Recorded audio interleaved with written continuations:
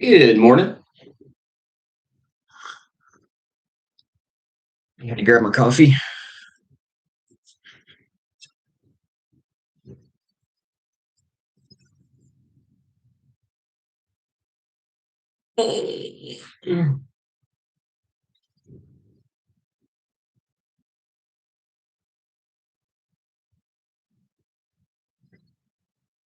Ooh. Hey, what's up, Cobble? How you doing today?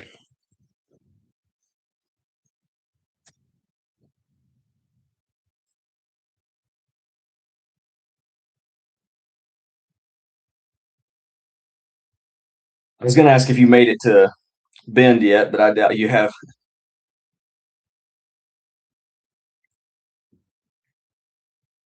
I appreciate that.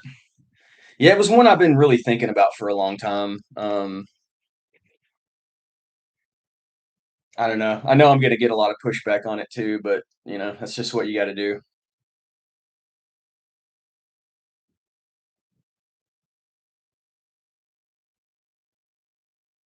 I think it's important to tell your story if you're doing content.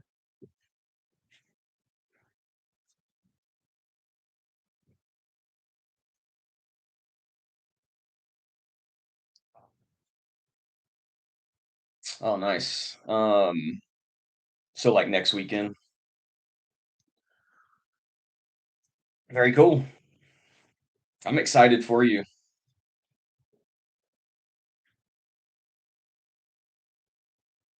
I can just remember my like first experiences have been. That's kind of what rushed through me.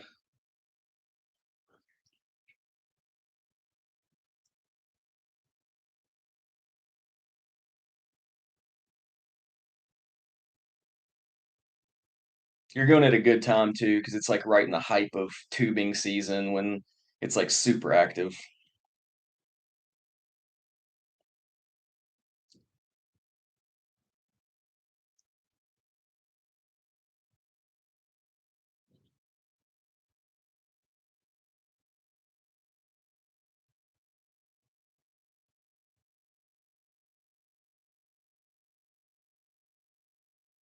You're right on both accounts.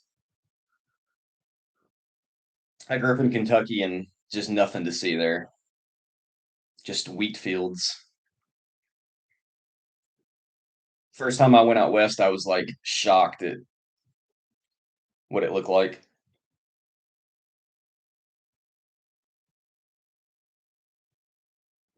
You can learn all about it, but you until you see it, you don't really know.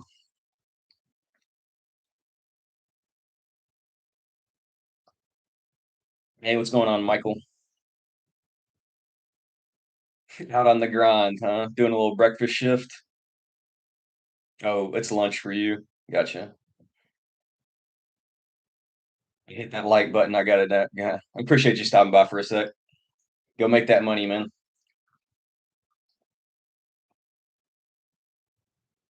Have you ever checked out Cool Works? My son has done several jobs at gorgeous resorts out west.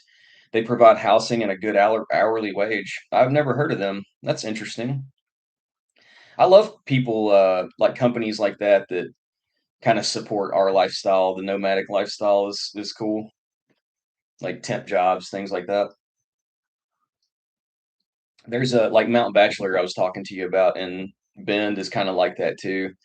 When we went ziplining there, when I went with my sister, a lot of the people that work there that were hooking us up and stuff, I was talking to them, and they were all like nomad type people who they may have been in Bend for like the season for working, but they kind of moved around, so it's kind of cool.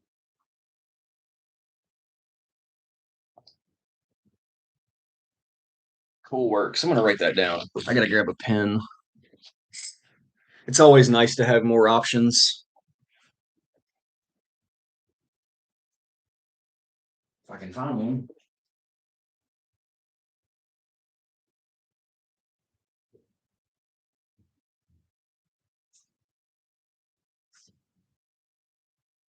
Hmm.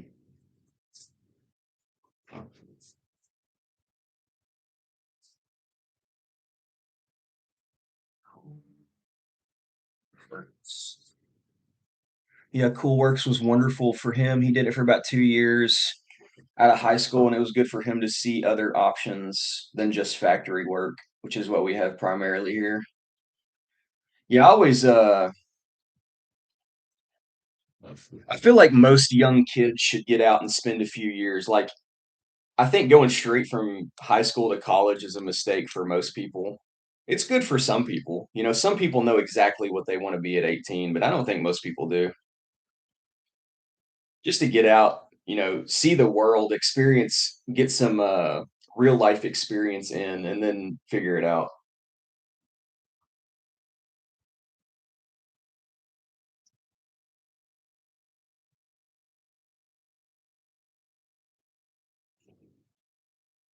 And where I'm from was like stuff like that too.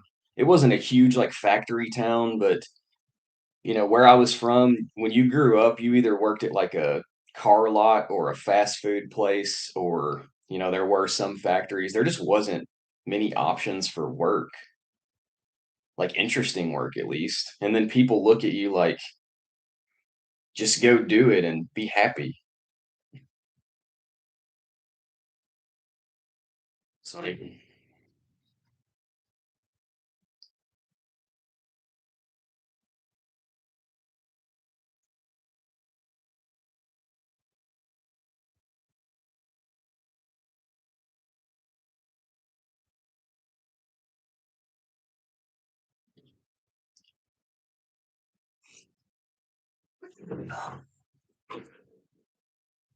let's check out the website real quick. Cool Works Jobs. Kind of just like a platform to host seasonal jobs, it looks like. It's cool. National parks, jobs with housing. Very cool.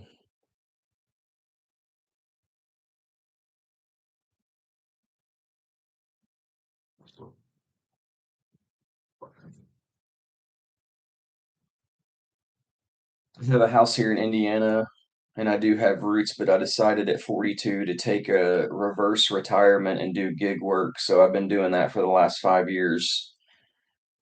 I know I can go back to a job. See, that's something that people always don't say either. Like, just because you're doing something, it doesn't have to be permanent. You can just do something temporarily to enjoy life for a little bit or set yourself up or take a break or. So I get that. See, 5 years ago, so you started in 2021. I think I started in 2020. But for the first couple years, I didn't like go all in. I really wish I would have now looking back because that was like the golden years of gig work. Like the height of COVID, no traffic. Um, People were generally tipping better because it was a new service. Like DoorDash paid better because at the beginning they needed drivers, and over time they just kind of slowly knocked our base pay down and down and down as they don't need us anymore. I'm still making pretty good money, and the flexibility is the biggest benefit, and not answering to anyone. Yeah, I that's me too. Not answering to anyone is something that I need to stay sane in my life.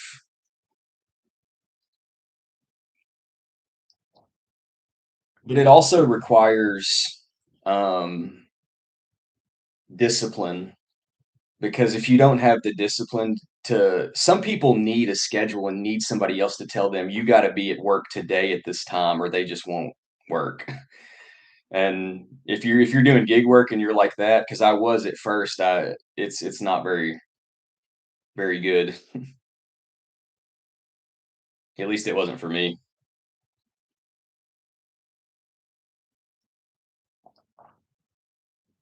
I like the fact that like you can I can work like 100 hours in 1 week if I want to, and then the next week work zero.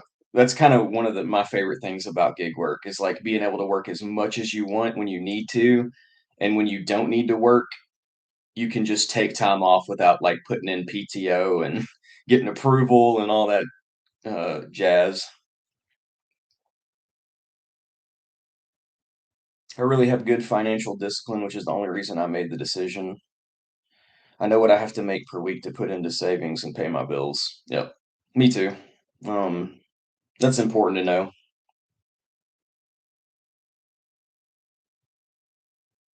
Definitely even more important doing what we're doing because if you're not able to do that, then it'll sneak up on you real fast.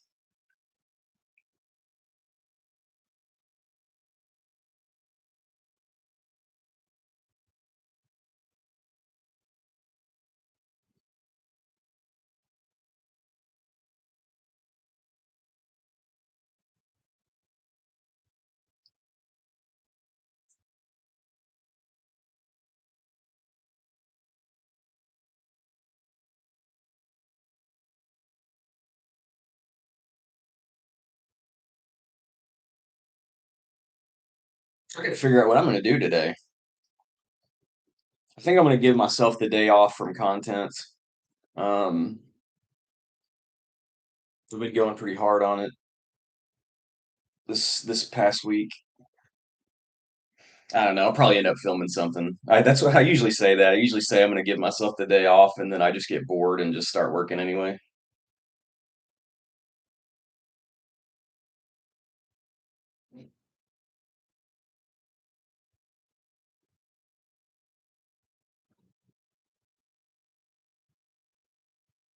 It's not really like work to me though, so that's kind of why I can do that.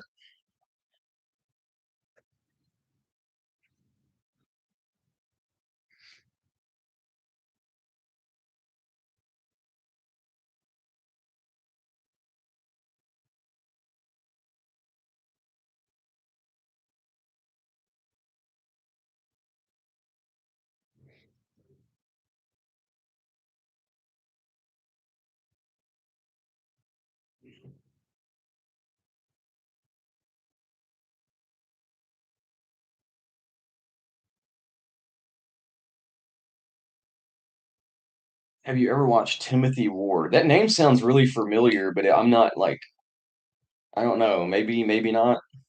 He's a nomad with a pretty big YouTube channel. I guess I should just keep reading. He does seasonal work through Cool Works, but has found success through content creation, which I think is awesome. Now, I don't. When I thought of that name, I didn't think of content creation, so I probably haven't heard of him. Um, yeah, I'll look into it. That's kind of like the trajectory I want to take. You know, um, I would love to turn my full-time job into content creation. I mean, who wouldn't? Hopefully, I can just be helpful and useful, and that will turn into something.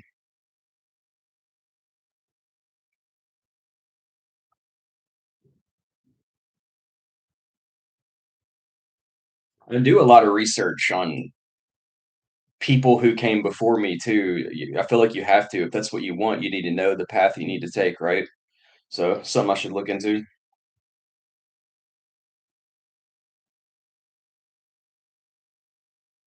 The inspirations for my channel were Bryn P. Grace. I like him a lot. He hasn't posted in a while. Solar Camper Car. I thought his videos were pretty cool. And then Roaming Reckless is another person that I watch a lot. She's got an awesome Land Rover Defender rig. It's cool. Nikki Delventhal's also pretty cool. She started in a Prius as well. That's how I found her is through Prius. At this point, she's pretty big and in a van though. Yeah, I've heard of a lot of content creators say that if they list their videos as like top 5, top 10 things to do or places to go or jobs to work, the videos do great. That is true. Like you need to really think what answers questions and also what can be if the video is controversial can make it do well. Like YouTube rewards engagement, and if you can get people to engage in any way possible, it like helps your video, which kind of sucks sometimes, but it's just the way it is.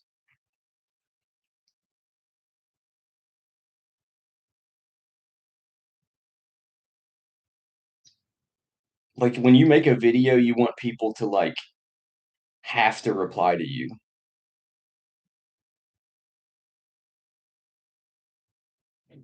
Top 5 reasons why gig work is better than a traditional 9 to 5.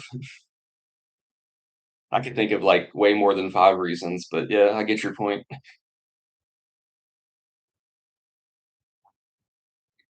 When I first started this channel, it really was like a gig work channel. I had a different name. My name was CP Gigs because I'm a like a cherry picker on gig work, so I named myself after like cherry picking gigs. And then I did it for like a couple months. Got a strip the conservatives. I don't know what that means, but oh, stir up. Oh, I got you. uh, you can definitely sense who is and who's not in my comment section, but you know, honestly, I respect everybody's opinion, even theirs. Being hateful and just like that is nowhere to get anywhere. I don't know. I'm working on it too. I forgot what I was saying though. I kind of lost it.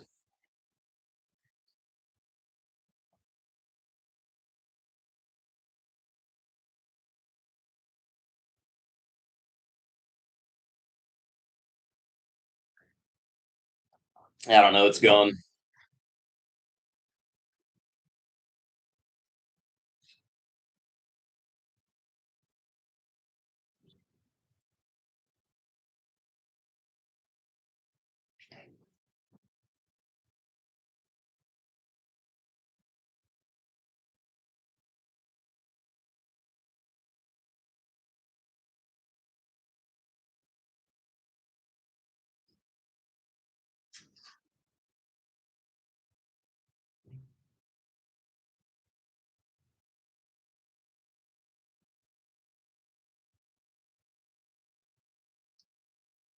I'm trying to think what else.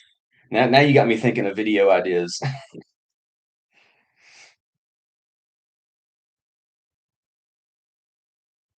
Did you do public land camping and Bend or just stealth camping? I did both actually. Did There's a lot of BLM around Bend that you can find, but Bend is also pretty like car life friendly. There's a lot of street parking that's just easy to park. Hey Frank, glad to see your channel growing. Uh, hey, you're part of the reason, buddy. I appreciate you, man. You really helped me keep going at the beginning when it's tough to keep going. So I appreciate you.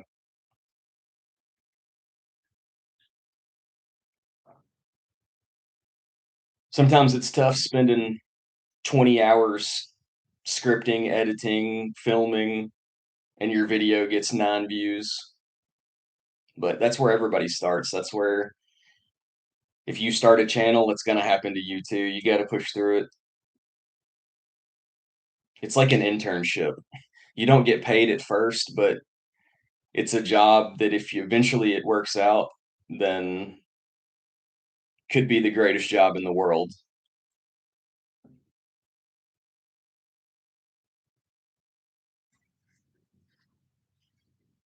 Yep, that's exactly right, Frank. Sometimes you just got to do the work, and the results of the work are the payment.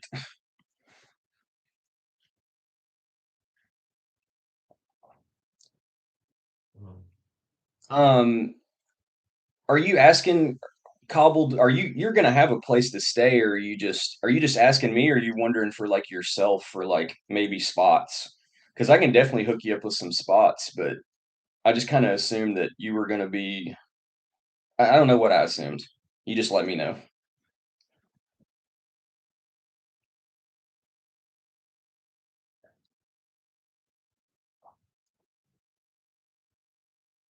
I like your green name, Frank, it looks good. I wish you all the best and hope this channel blows up for you. I appreciate that, man. You're awesome.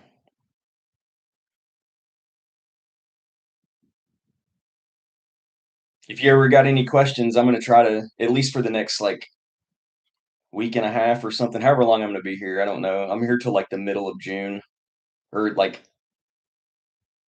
the middle to end of June, I'll be here till, so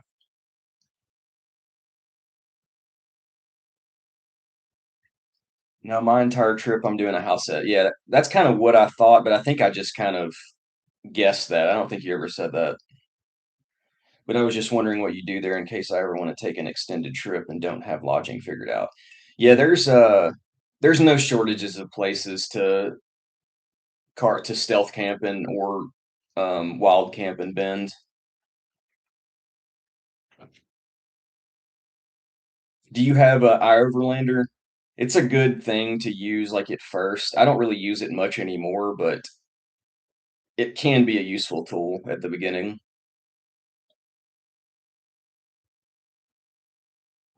Once you learn what you're looking for and what spots you like, they just kinda you just kinda find them naturally over time.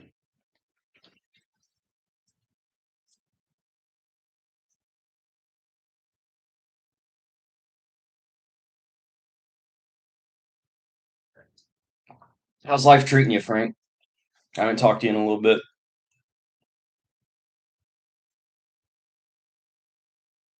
Hey, Bella, what's going on? Found your channel today and subscribed. Can really relate to your story and your perspective. Thank you for sharing. Oh, that means a lot. I appreciate you coming and hanging out. Yeah, man, I just want to share my story, and that's pretty much it. I want to help as many people as I can, and I want to turn this into a job. I'm not trying to tell people I'm not trying to, so it's kind of where I'm at.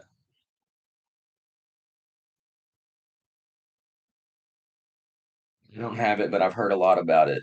Well, I mean, there's no need to have it unless you're actively doing car life, but if you ever get to that point, check it out. It's a very useful tool. I'm genuinely curious about the status of downtown San Francisco. I know you're not big on the downtown scene, but if you do get there, let us know what's going on. Honestly, I have been thinking about your idea. It's just kind of weird because I'm supposed to be house and pet sitting, and I don't want to like leave the dogs here all day and like go into the city. Whenever my sister and her husband get back into their so basically here's the thing. I'm going to be here for 2 weeks alone. They're in New York. Then they're moving back across the country here, my sister and my niece. And once they get here, I'm gonna spend some more time with them. And when they're here, I won't have to pet sit, so I'll be able to be more freely to move. So I'm thinking about maybe doing something like that after they get back. So that won't be in a little bit. And you're right, I'm not huge on the downtown scene, but maybe that means I just need to do it more because I'm someone who preaches like do things that you're uncomfortable doing, and then you will become comfortable in that situation. So,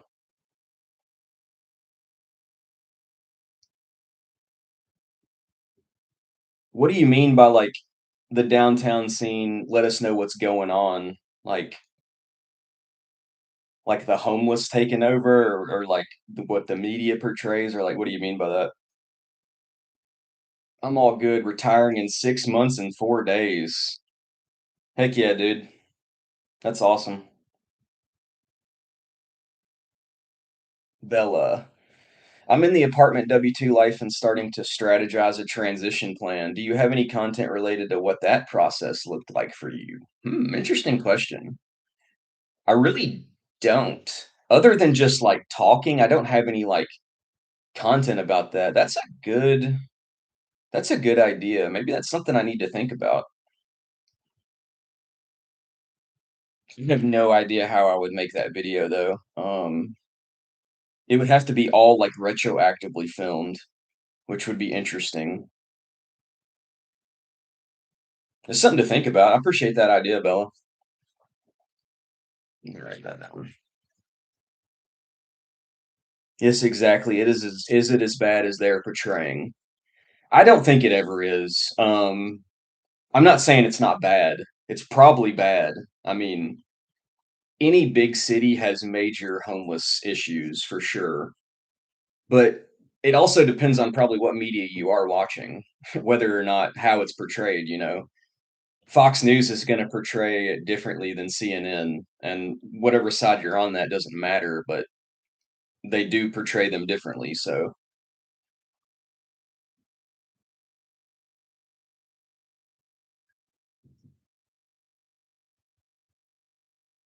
trying to think the last big city I've been in.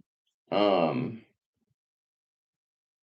like I said, I try to avoid them as much as possible. Other than just driving through, I think really Seattle was the last city I really spent any meaningful time in, and it was fine. I spent a bunch of time in Portland as well, and I loved Portland. Like the media portrays Portland as like a wasteland of like drug addiction and like, and there is some of that for sure. There's areas where it's not very good, but most of Portland is pretty awesome.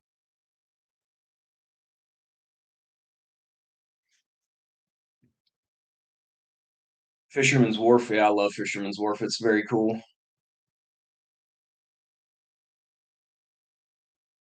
I'm in the apartment W2 life. And I already read that. Sorry. Would love to see if you do, even just talking about it or things to consider. I'm already a minimalist. That check one, you got that one going. But just the logistics of it is what I'm trying to navigate. I'll give you a tip because, like I said in this video, when I started, I tried to plan everything down to the T. Like my first trip, I literally like planned like my entire route. And once I got going, I just realized like, bro, just drive. You know, if you get up and you want to drive, do it. If you get up and you like where you're at, stay there, hang out. If you want to go hike, go hike. Like just do what you want to do. Um, uh, as long as what you want to do also involves support yourself, then I'm all for it.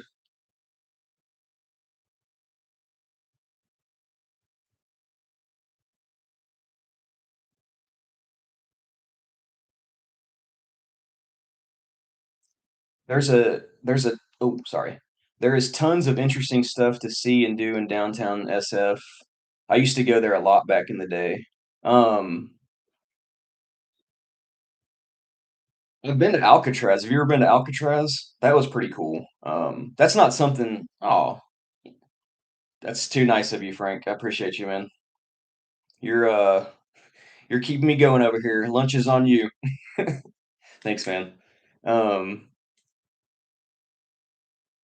Alcatraz. Um, Super cool story, man. I think it's an awesome place. Like that whole like coastal area where Alcatraz is, where the wharf is. It's just a really cool little town, and what's it called? Like Lombard Street's pretty cool. Like the wavy brick hill. I've driven through Napa, but it was like before I was even 21, so I didn't get to like stop anywhere and really enjoy like wine country. But I don't drink now, so it's not something I would like go out of my way to do. Sausalito, I've been through Sausalito. It's a funny name. I used to live in Santa Rosa. Nice. Sonoma County's really nice. I love California. Like I love everything but the cost of stuff. I love it for the nature vibes. The people are okay. I don't think I think California gets a lot of bad rap for the people, but I don't think the people are that bad. I've had pretty good experiences with the people here. I mean, there's assholes everywhere.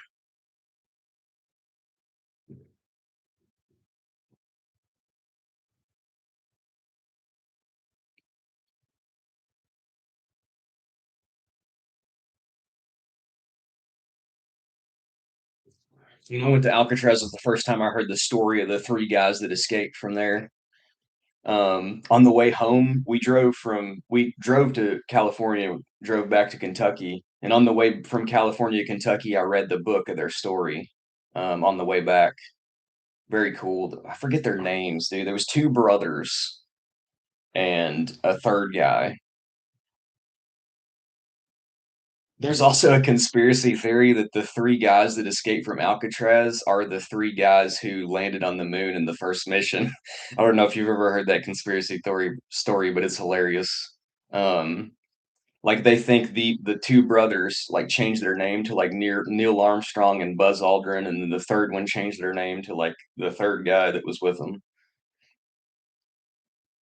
Very interesting. People are crazy.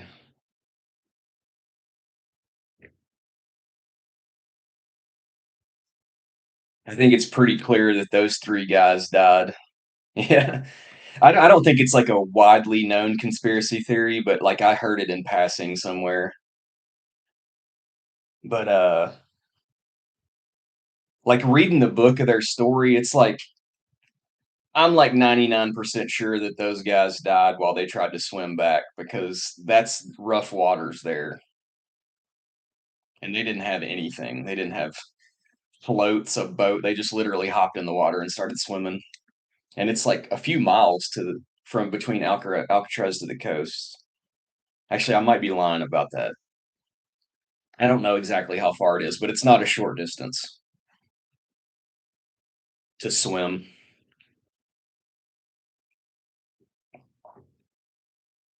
I just think I think it's just the summers that got to me with the wildfire fire season. Got evacuated a couple times, too stressful, but nomadic living there could be nice. So you could peace out if it got dangerous. That's living in it's kind of cool when you're doing like nomadic life and you're living on wheels that you can live anywhere. The cost of living doesn't matter. So it really helps with gig work too. You can stay in like very high cost of living areas and not have the downside of having to pay rent there. So it really works out with gig work and traveling to be able to stay exactly in like the best area and not have to like commute because if you're doing gig work, you can't afford to stay in the big area like in an apartment or house or anything like that. So it's about 1.5 miles. All right. Well, close enough, but yeah, that's a long way to swim with like very choppy waters. They said the night that they escaped was like an extra choppy night too, like a front was coming through and the waves were high and all that stuff.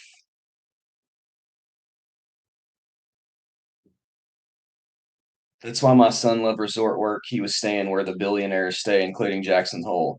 That's a place I want to check out. I never really heard much about Jackson Hole, but like I got into investing and I was watching the Fed, um, like the Fed, uh, they do a meeting like once a year, I think, or twice a year, and they always do it in Jackson Hole. And I was watching that and I was like, man, that area looks awesome. Because like where they did it, the backdrop was just incredible. It was like such a cool looking place. So now I want to go see that. And I also want to check out, have y'all ever heard of Sandpoint, Idaho? It's a little town up next to the Canadian border in that little strip of land in Idaho. And it's supposed to be a town like that too, where it's like a newer community that's been built over like the last 50-ish years or something. That's just a guess, but like it's not like an old town and it's like growing up. It's kind of like Bend where there's a lot of red tape to build and it's growing up around nature and it's like really rich people are like flocking there as like a paradise type place. So I'm gonna check that out too.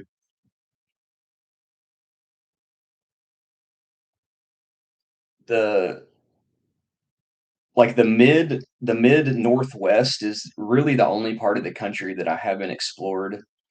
I've never been to Montana or Wyoming, and I want to check those places out, like the Dakotas. I want to check out the Badlands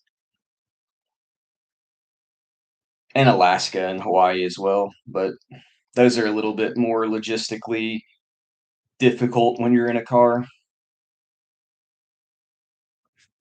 especially Hawaii.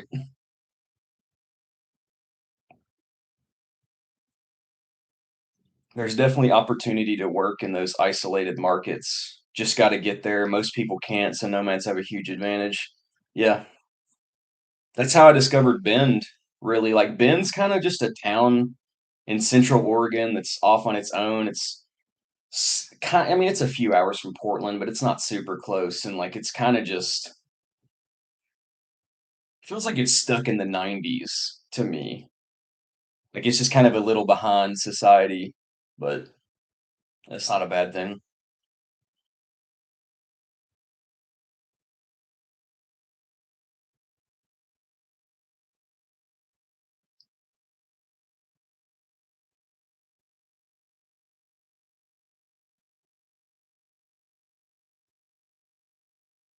I wish there was a way to know that you were in the good old days before you've left them. Nice little office quote for you. But at the same time, make today the good days if you can. The more you can do that, the better off you'll be.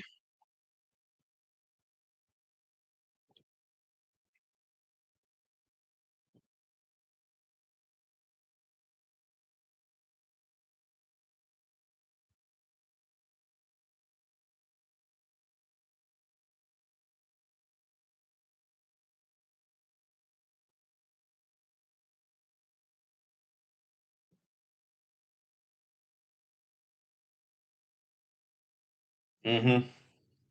It's not always super easy, but the more you can try, the better off you'll be.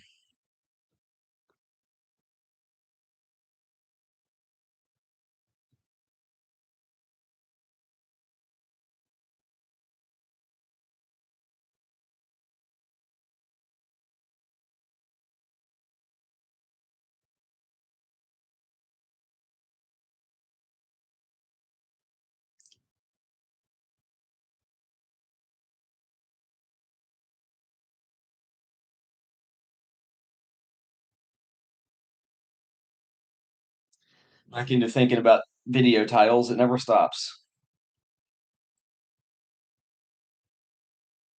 I've been hearing a quote lately. You choose your hard, every choice is hard, but you choose what hard you want to deal with. Sorry, I butchered reading that. I've been hearing a quote lately. You choose your hard, you choose your hard. Every choice is hard, but you choose what hard you want to deal with. Yeah, I think there's also some truth that like I was talking to somebody about this in the comments yesterday. He was talking about how he was kind of inspired a little bit, but he was just enjoy just getting high and doing nothing all the time, which I can relate to. You know, I've had periods in my life where I was like that too. And really, it's just like I kind of lost my train of thought. I was reading something. What was I gonna say? Oh, so if you choose to do the hard thing today, your life will be easier later. But if you choose the easy thing today, your life will be hard later. You know, you just need to choose whether you want to do the hard thing now or whether you want the hard thing to come later. Is kind of a good thing. What's going on, Ed? Why do you think you're a bitter old man?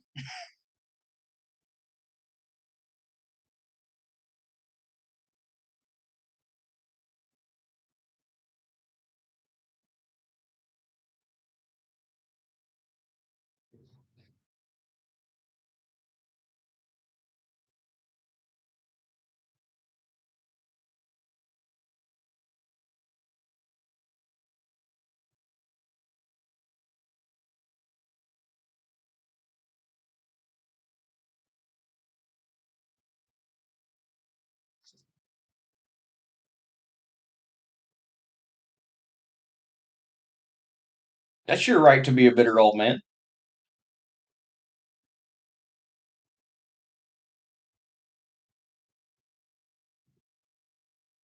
I respect your right to be that.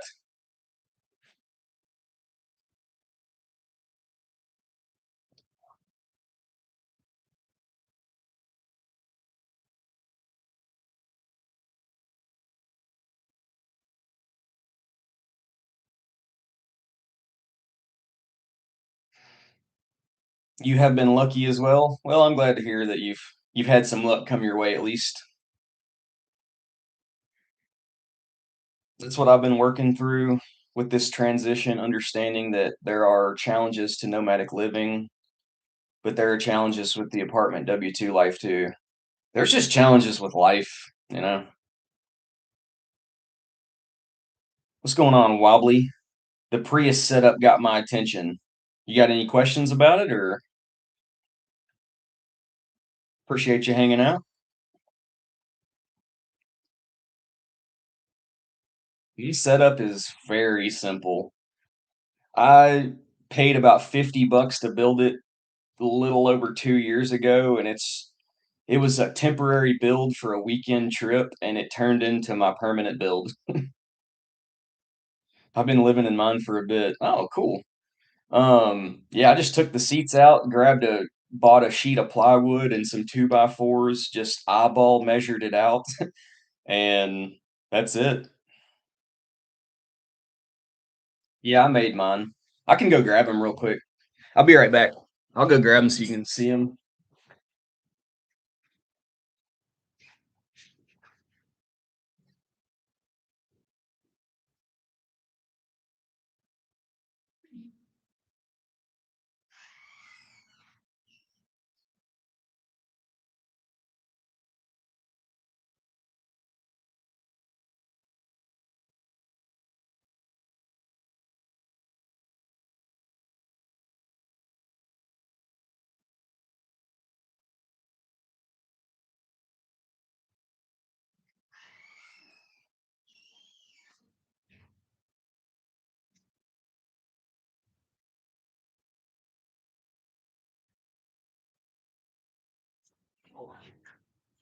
Sorry about that. This is all mine is. It's just this is just Reflectix. You can just buy it in a roll at like a Home Depot or Lowe's or something. And then I just put, oh man, it ripped. Oh, my first rip. I just put black duct tape over it. Just strips of duct tape across it. That's it. It's pretty simple. You just put the Reflectix in your window and just measure it out with like a Sharpie and then cut it out and then tape it up. Just make sure to measure it a little big because you don't want it to be small. It's better to be too big. Grab some corrugated plastic sheets from Michael's to back that, and it's perfect. I kind of like it being flexible. I don't know. I mean, both would work though.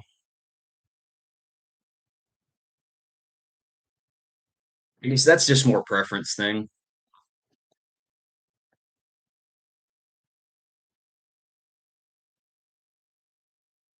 You can also buy them too, but they're pretty expensive for what they are, and they don't really take much to make. I want to say the roll of Reflectix cost me like 20, 30 bucks, somewhere like 25, call it 25. And then, I mean, the tape's what, like 5, 6 bucks.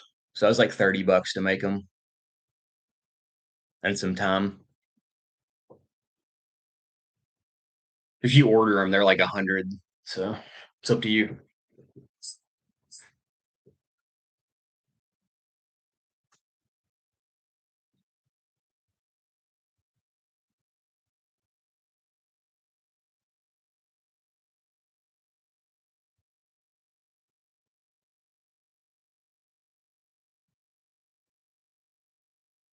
They're gonna lift kit and off-road tires. That's dope, dude. I don't know if you're a guy or girl. That's cool, person. Um, I have people. I'm trying to be more cognizant of that because I'm from the South, where like calling everyone like dude or if is pretty acceptable, but a lot of people don't feel that way, so I'm just gonna stop doing it.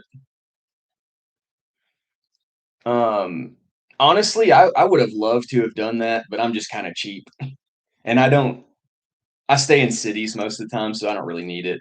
Um, but it would be very cool to go to places in a Prius where only off-road vehicles can get to. Oh, you got a Doberman. Man, that's a big dog to have in a Prius. I got a question for you. When you removed your passenger seat of your Prius, did your tire pressure light come on and never go off?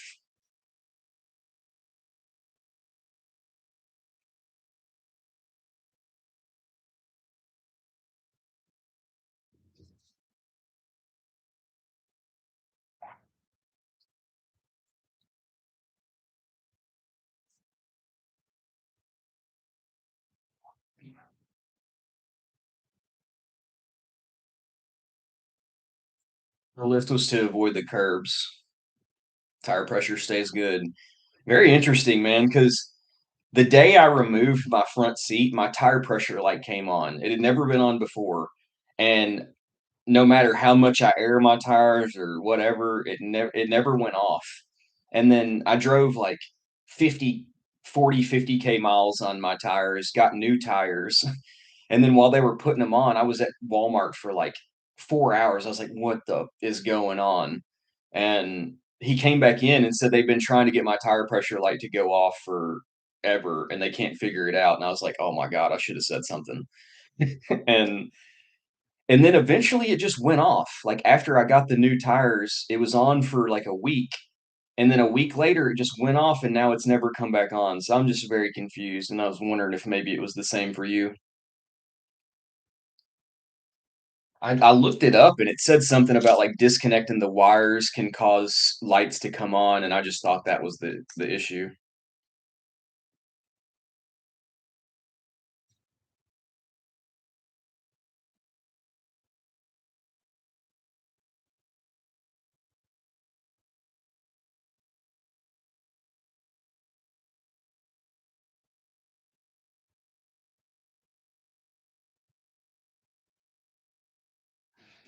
I've had to replace two tire pressure sensors so far in your V. Hmm. It's an interesting thing to have to replace multiple times. I get my tires from Costco and they fill with nitrogen. Cool. After that, no more issues with tire pressure light. The only light is the passenger airbag. Yeah, I mean that came on for me too. The one kind of made sense to me, like to come on, but like I mean, I guess it does make sense that just they just run all the wires through the same area to make them so they can put them together. I don't know. Mhm.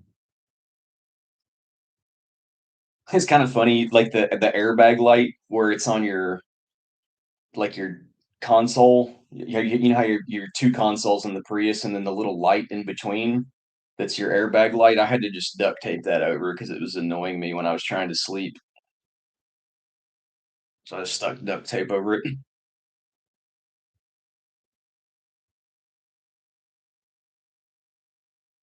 Yeah, pretty much. It's black duct tape, but same thing basically. It serves the same purpose at least.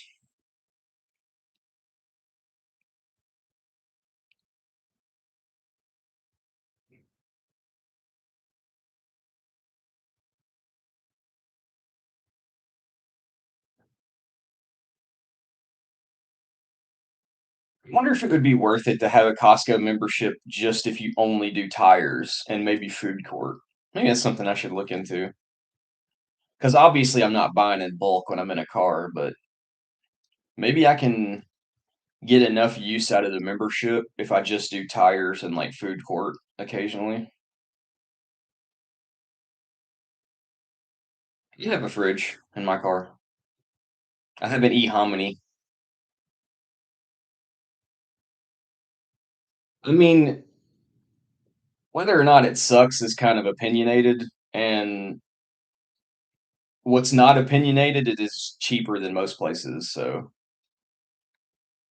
I mean, I'm not saying it's a you're gonna go in there and come out feeling great or anything, but it's cheap food.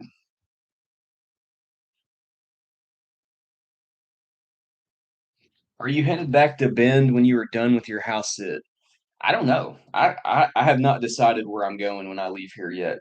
Um, there's a faint decision of I mentioned I want to go to Montana and Wyoming and the Dakotas, so that's on the list.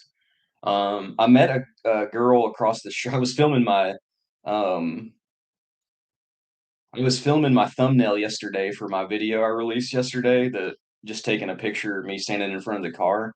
So I had my camera or my phone set up on my tripod in the driveway, and then I had the car open, and I had the suitcases out, and somebody pulled in the house across the street, and she came over and talked to me for a little bit. Was asking if I was a content creator, and she said she was going to like Lake Pala something that was like 2 hours from where I'm at right now, and she said it was a really nice place, and I was like, maybe that's where I'll go next. Maybe it was fate that I don't know where I'm going, and she just happened to be going over to her friend's house to get their stuff together to go to this lake and do camping and stuff. So that's on the list. Bend is always on my list of potential places to go next, just because I love it so much. I'm definitely gonna probably be trying to get out of California as quick as I can though, because I don't want to pay $6, $7 for gas.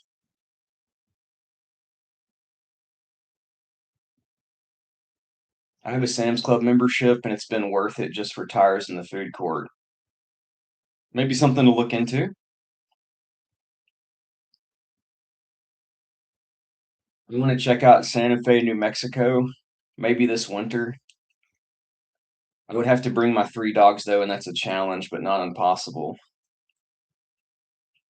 Yeah, that sounds like a challenge.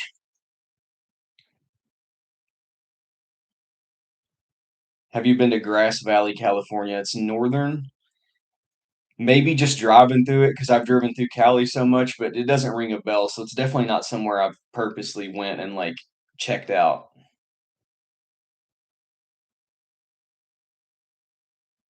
You guys are just giving me all kinds of awesome ideas. Let me write these places down. Grass Valley. And what was that other place you said?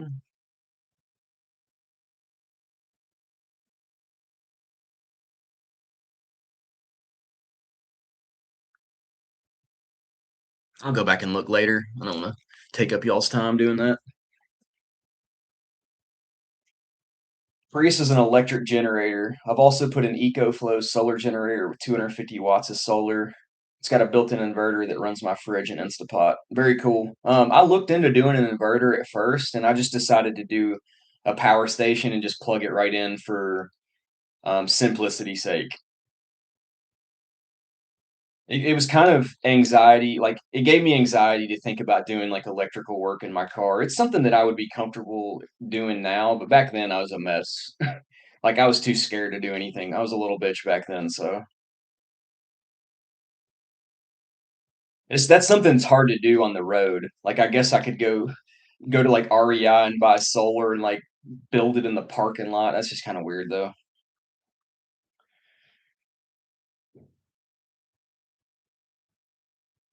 Once I upgrade into something a little bit bigger, whatever I decide on, I'm gonna definitely go do all the solar and inverter stuff and all the real stuff that you do. I have been to Red Rock Canyon. Red Rock Canyon's awesome. I spent a lot of time in Vegas, if that's the one you're talking about. I mean, there's a Red Rock Canyon next to Vegas, so I appreciate you hanging out, Cobbled. Go make a go hit your goals, make a ton of money.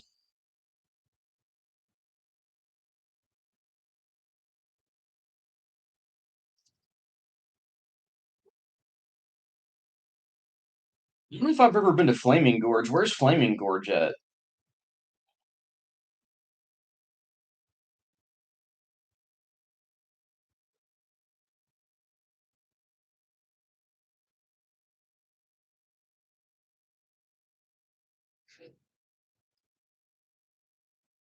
Wyoming. Yeah, I've never been to Wyoming. Um, that's one of the few states that I haven't visited. I don't know exactly what I'm at, but I'm somewhere around like somewhere in the low 40s, I think, of states that I've visited. Um, Alaska and Hawaii, Wyoming, Montana, North and South Dakota. It might be it. Maybe Nebraska. I honestly don't know if I've ever been to Nebraska. If I have, I've just driven through it like as a kid. Um, I think that's pretty much it, though. I've been everywhere else.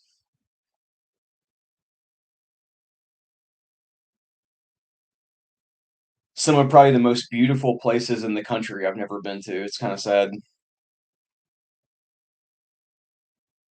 My brother says his favorite area of the US is the Badlands and the Dakotas. Like his favorite like landscape type.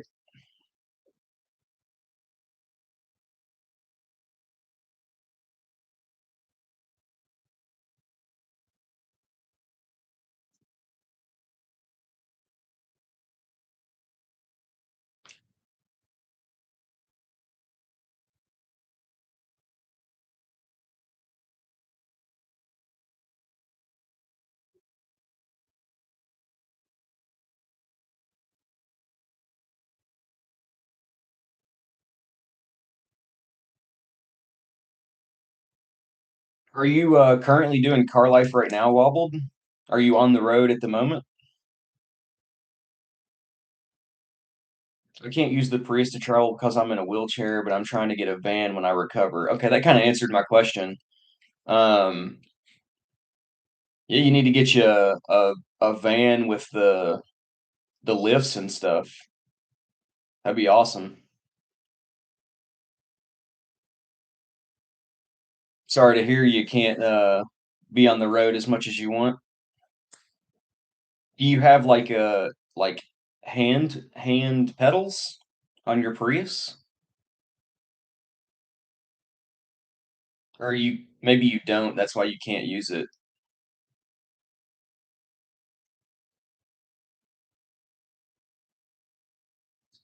Hey, what's going on, Kelly? Hey there, I'm from Baltimore, Maryland. So you've been to Montana. No, I've never been to Montana. That's one of the few places I haven't seen yet, but I really do want to go. I've heard it's beautiful.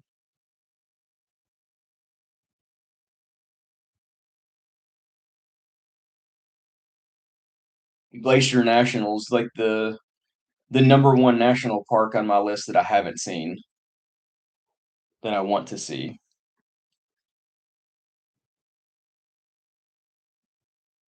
It's kind of funny though.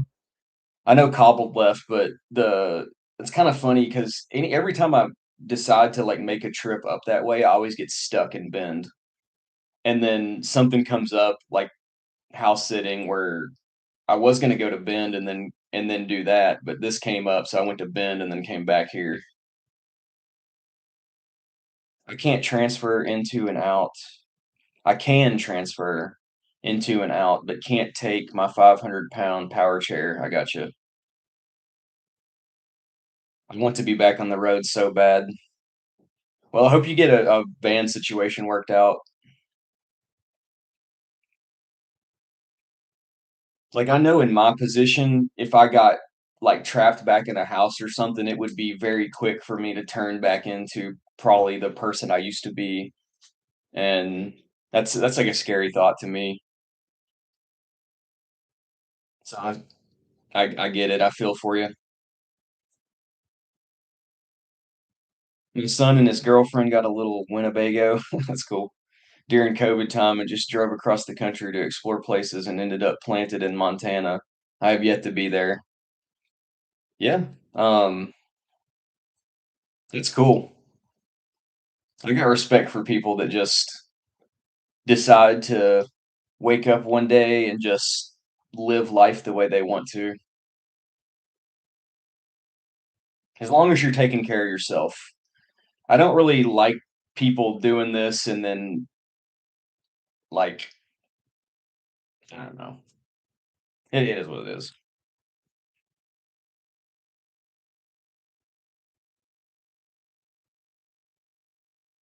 As long as you can support yourself and enjoy your life, that's all I care about.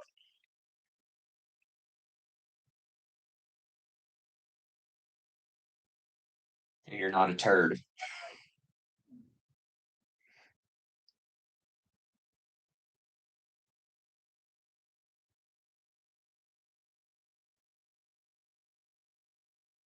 Baltimore, Maryland. I haven't spent too much time in Baltimore, really Maryland at all. I did like right when I started car life, the first trip I did was a Northeast trip because I'd never been up there. I went east from Kentucky to North Carolina, drove up the coast to Maine, turned back around, drove along the Canadian border through Niagara Falls, back to Kentucky. It was a pretty cool trip. I had a lot of fun on that trip. It was my first car life experience too, so everything was like fresh and new. Maine, I love Maine. Maine is so cool. I spent a couple nights in I can't think of the name of the national park now. You probably know. What's like the main national park in Maine that's got like the little coastal town that's basically like a summer town. Acadia, yep, that was it. I spent a few nights in Acadia. It was such a cool place. Absolutely beautiful.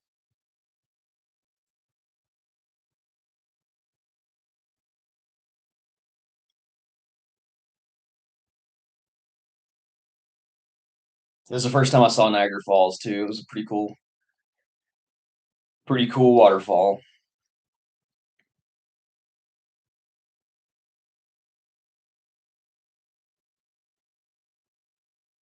I hope you have an awesome time.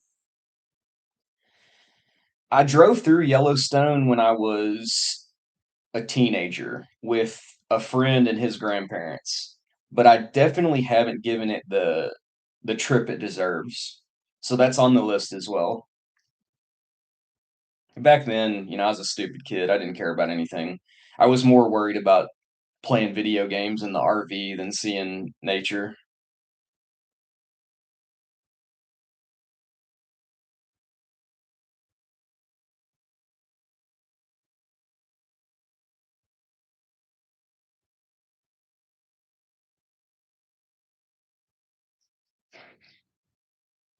That just took me back, man. I remember the exact game we were playing. Twisted Metal. Any of y'all ever played Twisted Metal for the PlayStation 1? What an awesome game, by the way.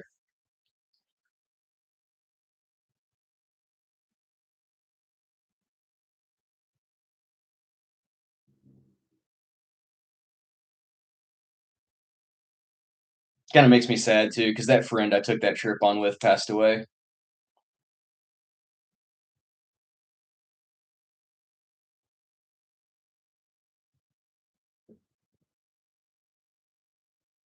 I miss him a lot. I think he would have turned into such an awesome person.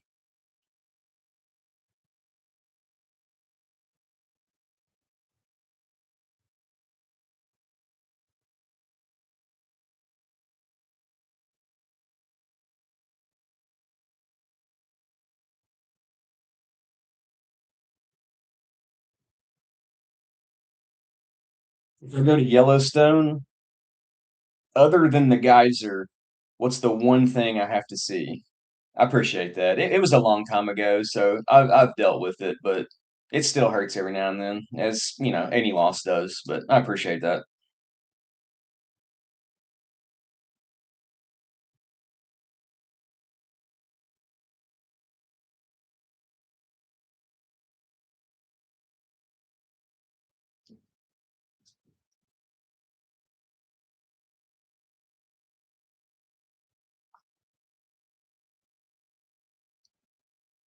I actually heard a lot of people are disappointed with the geyser.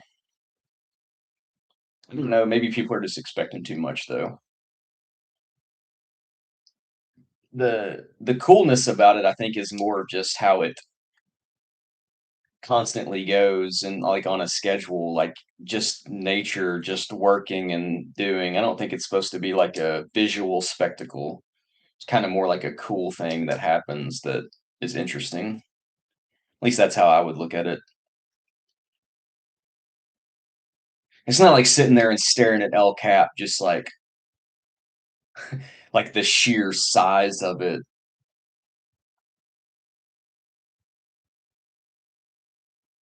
Geysers are kind of underwhelming in person, to be honest. I saw one in Iceland with too high expectations, and I think that's what it is. It's more of like a well, I'll just explain that. So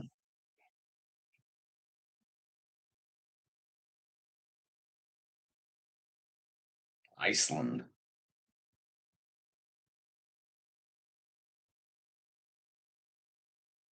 The older I get, the more I want to go visit like everywhere, and I need to do it while I'm still capable.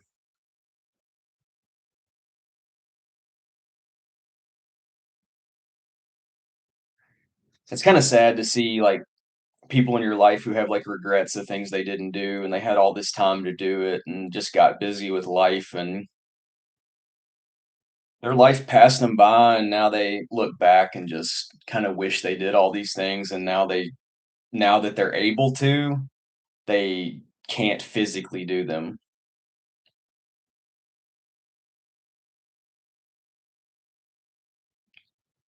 Yeah, Iceland was my spark for nomadic life. I did 2 weeks in a camper van there and loved it. Very cool.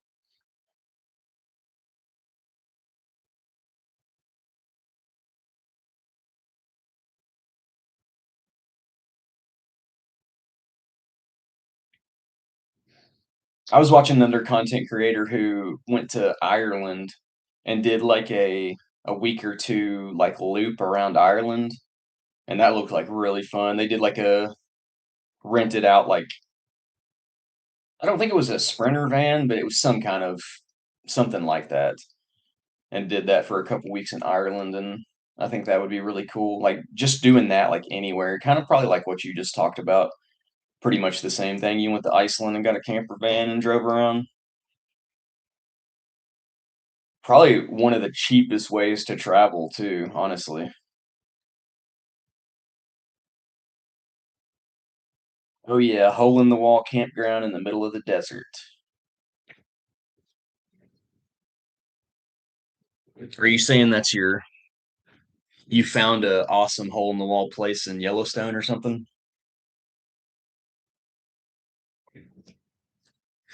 That's what I did in Iceland. I was in a small Nissan NV 200 van that was kitted out with a small kitchen. It was amazing. Yes, very cheap for what I was able to experience. Yep, I love it.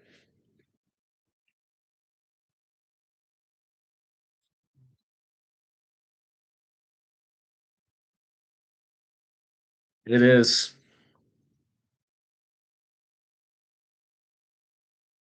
You know, sometimes I feel like the people who come in and like criticize people like me who live life the way they want to live it are really just projecting their regrets of wasting their own life away doing what society told them they had to do, and now they're like old and bitter and regretful, and they're trying to like make sure that the younger generation turns out like them because they don't want us to be happy.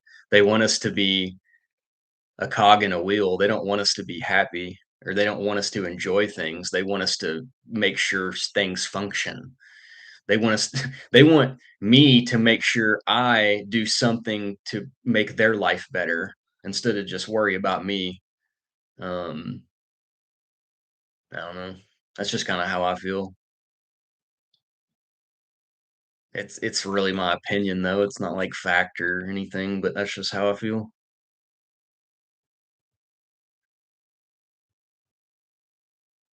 But you know, How do you blame them? Their parents were the same way to them. Like, you just gotta at some point, somebody has to break the cycle. I've always wanted to go to Ireland. Yeah, Ireland does look beautiful. It really does. The programming runs very deep. There's been there's probably think about the amount of money that's been spent to program people. Wow.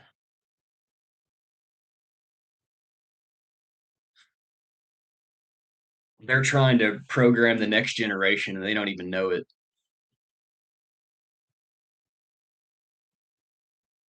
Just tuning in. I'm glad you stopped by. Happy to have you. We're just here to talk and shoot the shit in the morning, drink some coffee. It's kind of like a Q&A time. Um, yeah, I don't know. It's just something I've been wanting to do. Get more comfortable speaking to camera, have more interactions with humans because when you live in a car, sometimes you don't get that enough. So very cool to have people hang out.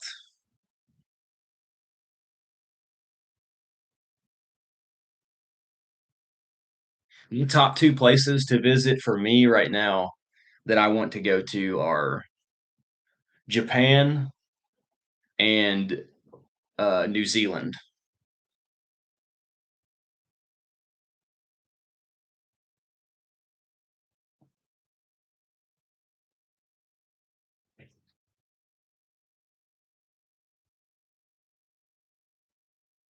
I'm like a huge Lord of the Rings fan. Um, and I kind of fell in love with New Zealand landscape watching that.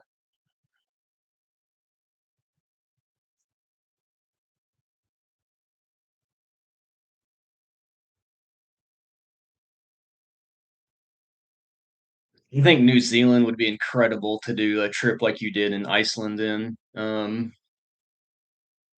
Go around kind of like car camp in Hobbit land and oh man, that would be such an amazing experience. I get jittery just thinking about it. And I just want to see Japan for like just such a difference in culture and like I think it's just um I think they have a very cool culture.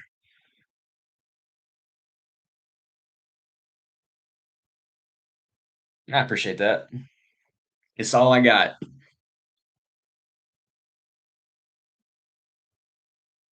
Zion National Park and the Narrows and Angles Landing. I don't think I've ever been to Zion. Where is Zion at? Is that in Utah? Or am I stupid? Let me just look it up. You can tell me if you want, but it might be quicker just to look it up. Yeah, Utah. Yeah.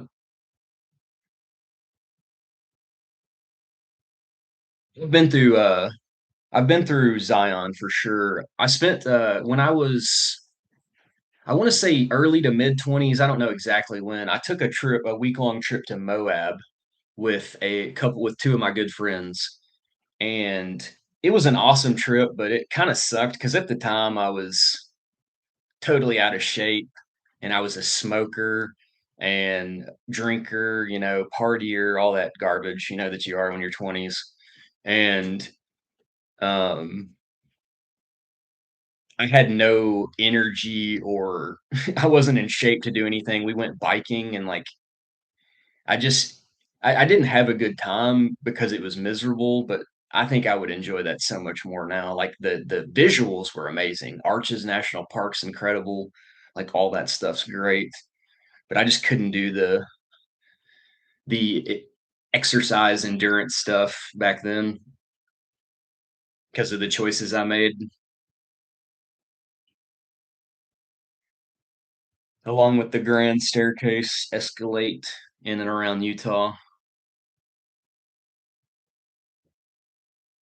Also, I don't know why that made me think of it, but Sedona is also another incredible place. Um, I really enjoyed my time in Sedona. The only part I went like in the when it was too hot though, and it's trying to car camp in Arizona is not fun when it's hot.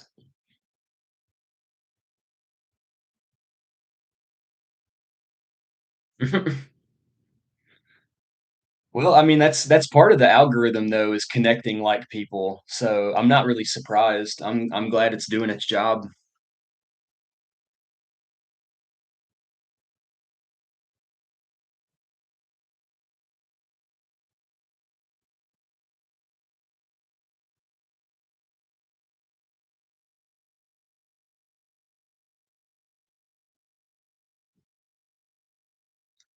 Over time, I'm gonna reveal more of my story. It's not an easy thing to do to put yourself out there, but it's something I need to do.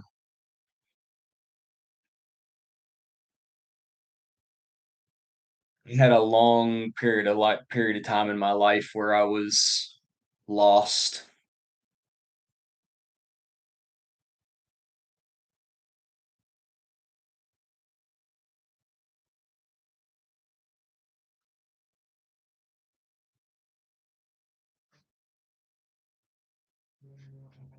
A grand staircase escalate.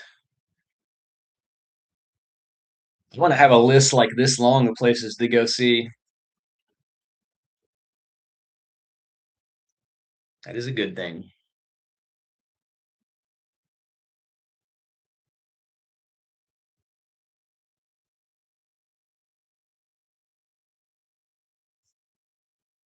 Even what you've put out so far is helpful, helps me envision what my next steps will look like. Also spent my 20s and most of my 30s completely lost.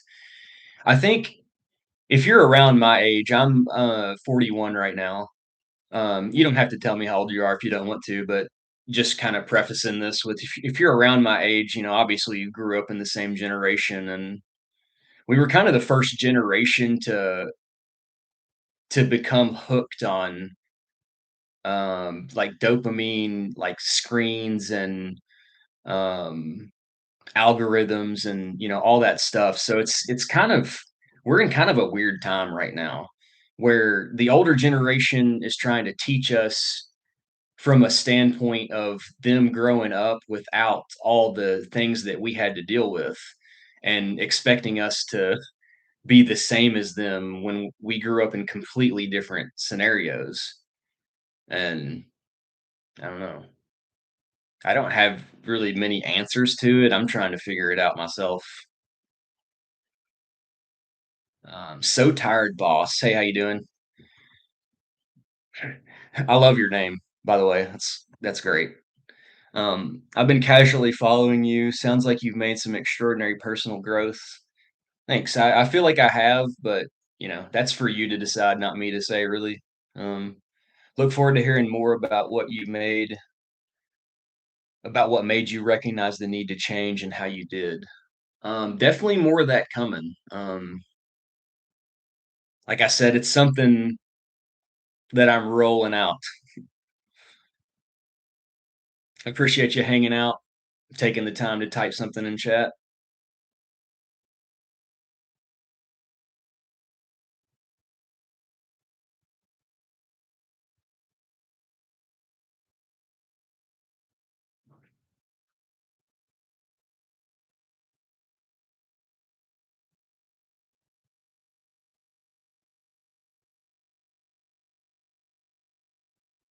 Let's see.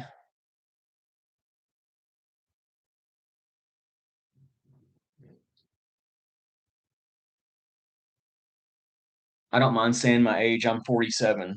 Yeah, there you go. I mean, 41, 47, it's all the same.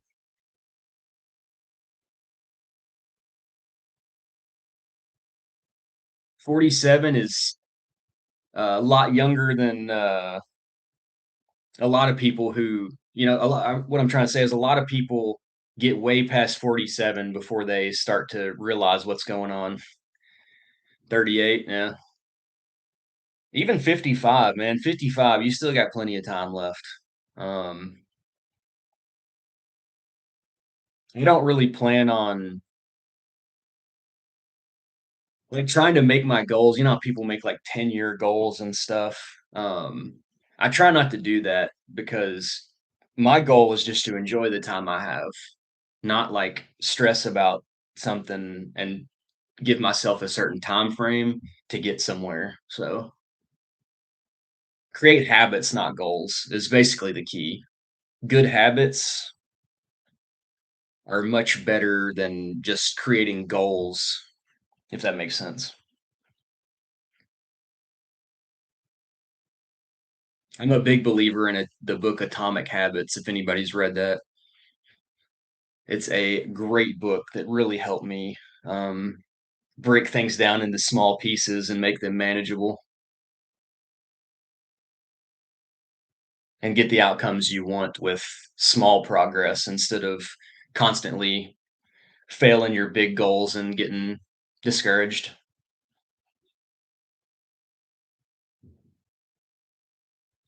So tired of feeling like there's somewhere else I have to be. I just want to be where I am and at peace. Yep. That's kind of where I am right now. I've kind of put myself in a position where I have savings, I have emergency fund, I don't have any stress. Like people always say, well, don't run your car overnight. What happens if your car breaks down? Um, I've taken steps to make sure I'm okay if that happens. Um, that's what you do. You don't worry about something, you take a step to make sure that thing doesn't need to worry you. So that's kind of where I'm at.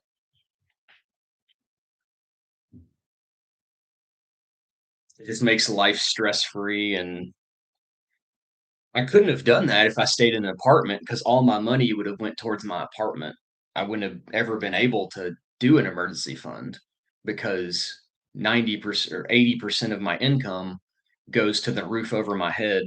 The other 20% has to go to live. Can't save anything at that point. So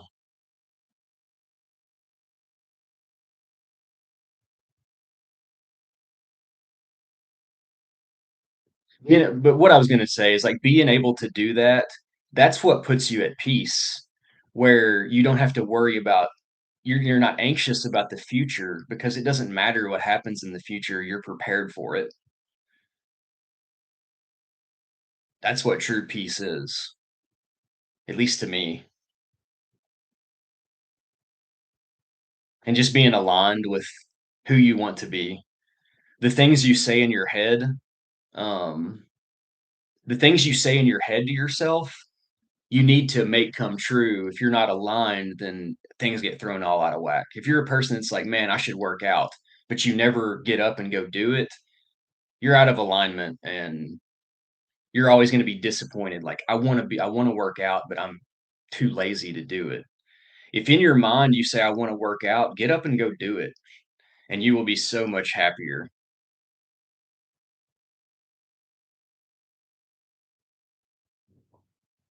Yeah. Um,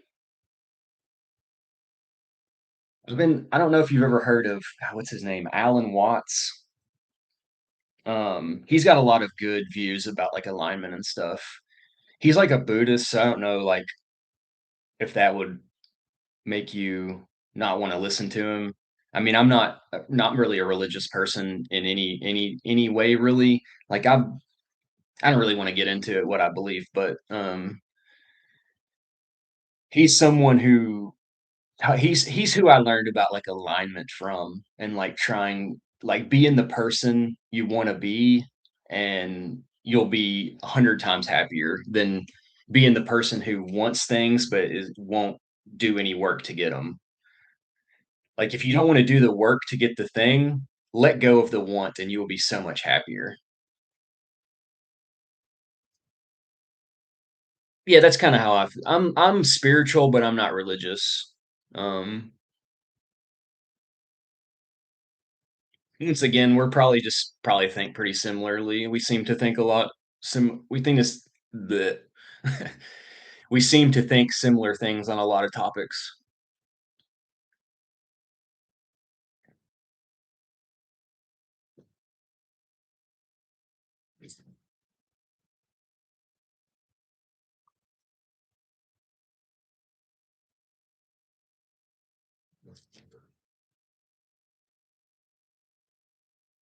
There you go.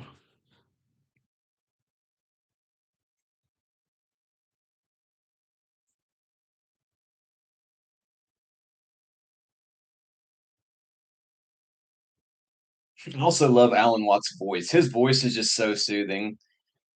There was a period of time where I was doing gig work in Vegas where I was just listening to him like 12, 15 hours a day. I was just grinding out morning to night shifts 7 days a week for a long time. And I just threw on YouTube Alan Watts playlist and just let it go through and just listen to his stuff over and over. It kept me like anytime I would get like anxious or angry at gig work, like he like brought me back down.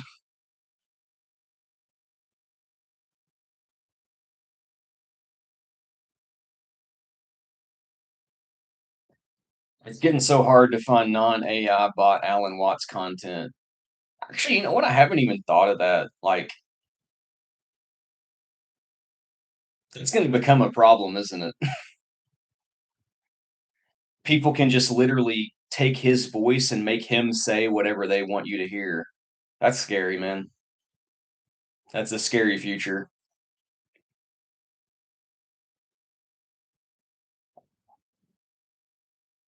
I mean, just think about people using AI Donald Trump to talk to MAGA. Like, whoa.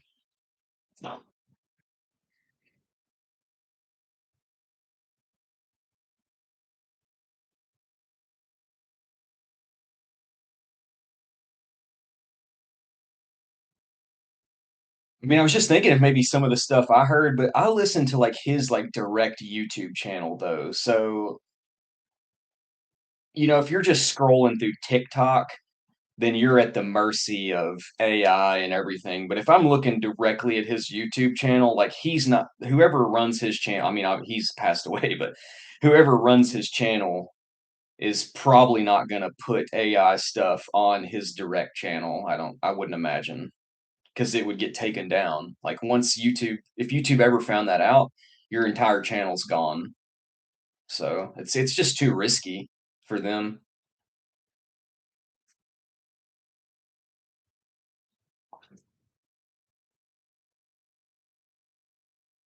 You just got to make sure you're in the right place, I guess is what I'm trying to say. You're in a the direct I don't know what I'm trying to say. The direct source.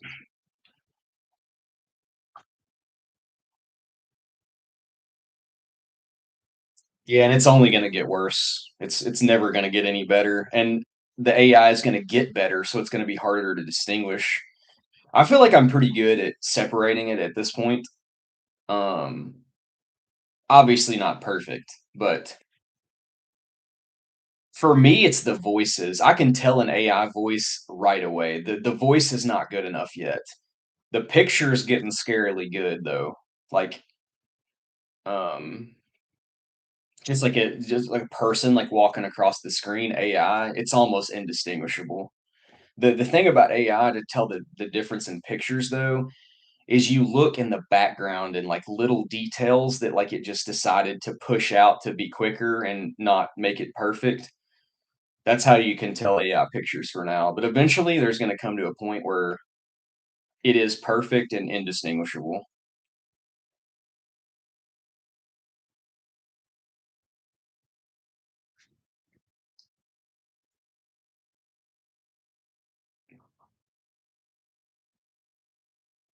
I don't know. I think AI has a lot of good uses, but there's definitely a lot of stuff that's going to come that we can't even fathom yet. So it's hard to say.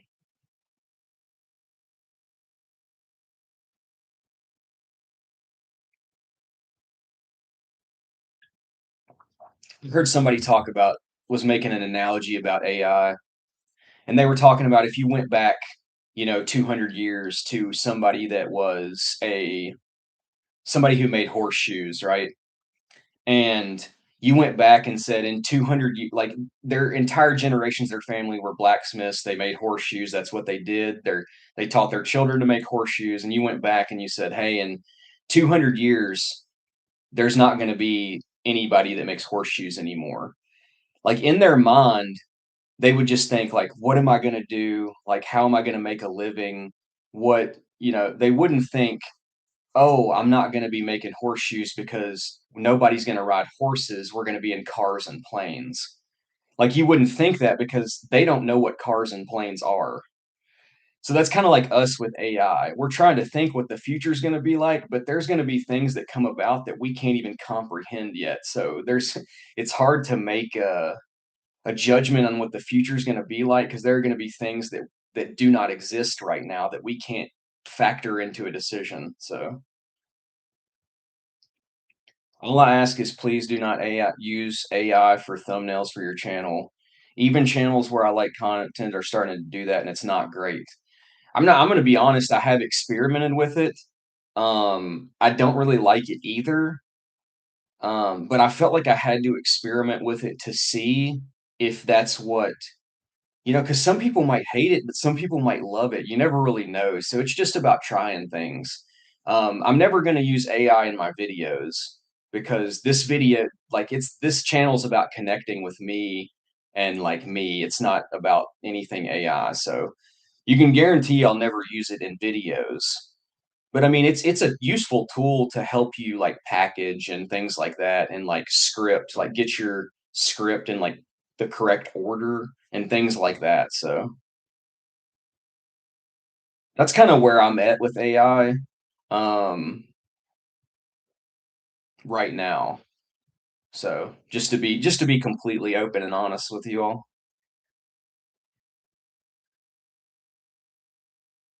What are your thoughts on the cops on the road when you travel? I'm not doing anything but living in my car, but they don't want me to do that. I've had 0 issues with cops. I know a lot of people do. I don't wanna make light of other people's issues, but I truly think that it's completely on you how much you get messed with. If you're someone who takes steps to make sure you're stealth and you park in places that are okay to park in, you don't have issues. But if you're the type of person who's gonna pull up in Planet Fitness or Walmart and stay for a month straight and dump your piss bottle in the parking lot and throw your trash in the parking lot, then you deserve to get screwed with. And like those people become victims and they leave out the part of the story where they say, "Hey, I've been here for a month. I'm completely disgusting. I've been warned multiple times." And they just become the victim and like I got kicked out of Walmart yesterday. That's what they say instead of, "Oh, I've been there for a month." I've got warned multiple times by security. Like it's just there's a lot of leaving out the details on those things. So I and those people are the ones that tell you, "Oh, cops are bad." Like this cop was an asshole. He came and kicked me out. Yeah, he was because he's been bothered over weeks of time to clear out this parking lot of people who are disrespectful. That's why he has his attitude. If you just had a then good attitude and stayed stealth, then it wouldn't happen to you. And that's kind of how I feel about the cop situation. Um, I've never once been kicked out by a cop. I have got the knock one time in Las Vegas by a security guard at the Red Rock Casino, but I was doing a test purposely. Um, I stayed at the Red Rock every night for 3 weeks. I was that guy. I made the decision. I was like, I want to see how long I can stay here before I get noticed. I want to see how stealth I really am. So I stayed there for literally like 20 something days straight. And eventually I got noticed because I stayed in the same spot every night too. I didn't like move around. I did it on purpose. And like that parking lot was monitored with bike security too. So I stayed there for 3 weeks with a bike security in the parking lot before I even got noticed. And it was an interaction that I needed because I was always anxious about getting the knock, and I was like, "I need to get the knock and see how bad it really is." So, I got the knock, it was like 4 in the morning. He came up and he knocked. It was two bike securities came up, and at first I saw the flashlight shining, and I heard him outside talking, and they said like this car. They were like confused because they were like somebody's in this car. This car's been here every night, and then so I woke up and I was like, oh shit. And I peeked out the window. I peeked out my curtains, and while I peeked out, he shined the light in and saw me through my window. And he was like, "Yeah, somebody's in there." And they just said, "You can't park here. You can't sleep here," or something. And I was just like, "I apologize. Okay, I'll move on." And they just said, "Thanks. Have a good one." And they both just rode off, and that was it. And after that, I was like, getting the knock is not bad. Um, Obviously, you want to put yourself in a position to not have to deal with that, but it's not the end of the world to have to move on. They're just doing their job.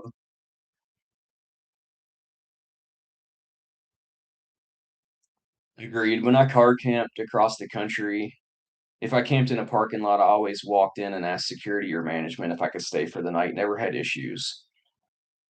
I get that. I don't do that. I'm more of a person that would rather ask for forgiveness than permission, especially when it comes to like security, because how often will security really tell you it's okay to sleep there? Like that's part of their job is to make sure you don't. But I totally get being the type of person that would just feel more comfortable to just have permission.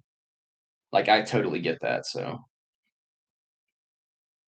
never got a knock, but I got pulled over in Arizona, and the cop was targeting my out-of-state plates from Tennessee.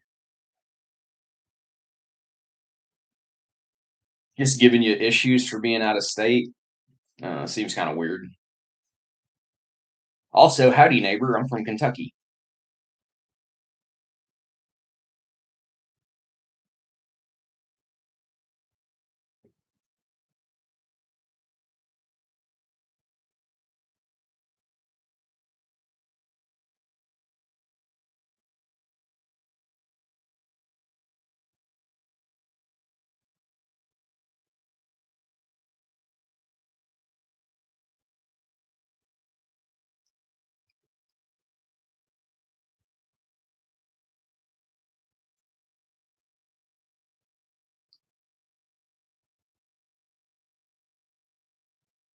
Yeah, I think it's my longest stream ever. You guys are making the time fly by. I appreciate you all.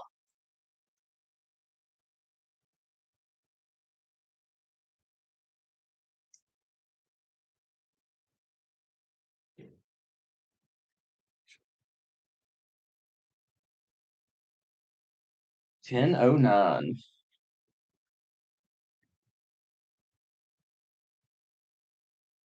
What do you guys think about my next video idea? Um, it wasn't the poll I put up on my post, but it came in second. I'm thinking about doing a video on the stigma of car life, like the difference between the person who moves into their car and gives up on life versus the person who moves in their car to use it as a tool to save and put themselves in a better position for the future. Um, I think that could be an interesting video. What do y'all think? Is that something y'all would be interested in watching?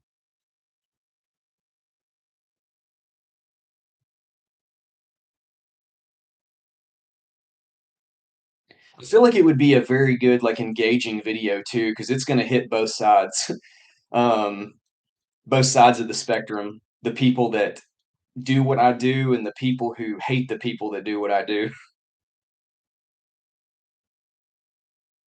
10 out of 10 would watch. Yeah, seemed like he was fishing for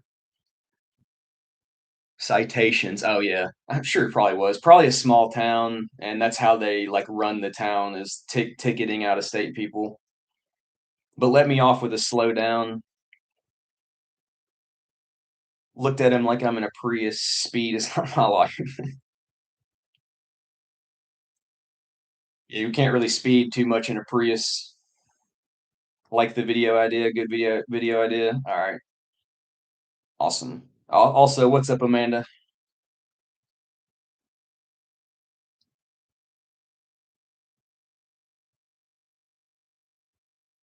It's become such a common thing with cost of living going up so high.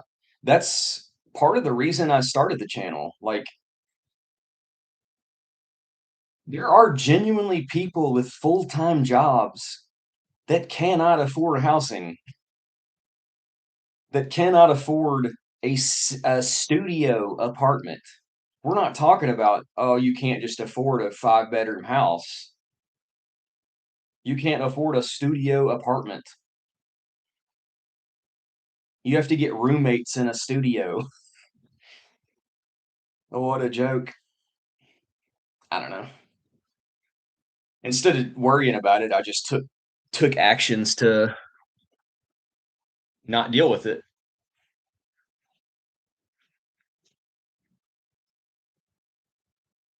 Take this time to better myself, and then once I'm in a better position, then I'll worry about it then. I still feel like I enjoy road life, and I don't know, I have no ideas about when I want to stop. I don't know if I'll do it forever. I mean, that's a crazy thing to say. But I do know that when I settle down, the most I would ever want would be a tiny home in the woods. Um, at least while I'm single and don't have kids. Like, that's the only mindset I can really talk about from that's like my perspective from now. I'm sure eventually there will come a time where maybe that will change. But even then, it would be like, let's just build on a little addition to the tiny home. It's not like let's move into a big house.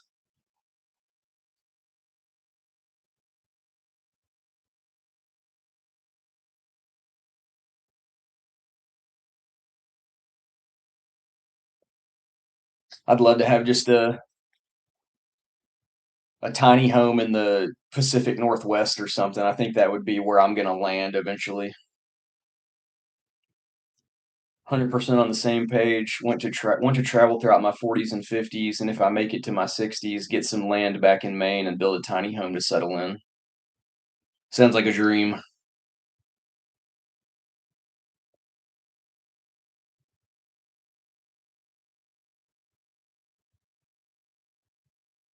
I think mine would be more the Pacific Northwest.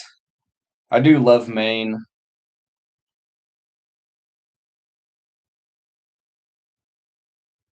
No, no, no. Who knows? I mean, by the time that decision happens, that could be it could change from the Pacific Northwest to New Zealand to Japan to the Philippines to the Iceland to who knows, man. Argentina. I don't know where I'm going to end up.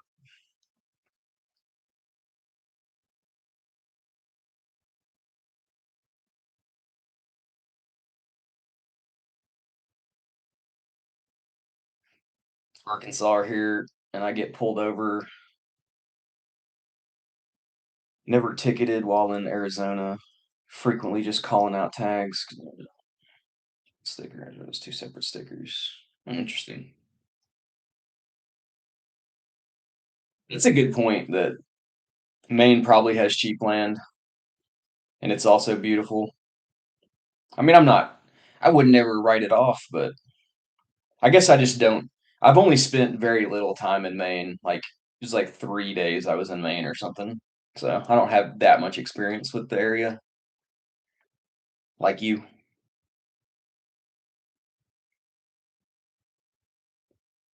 Cheap land is definitely an appeal, though.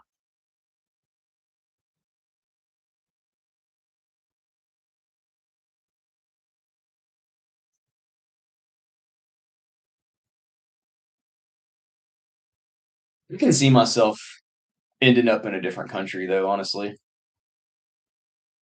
especially if things keep going the way they're going here with this constant, like, volleyball game back and forth to the Democrats and Republicans, and nobody realizing that they're all owned by the same people.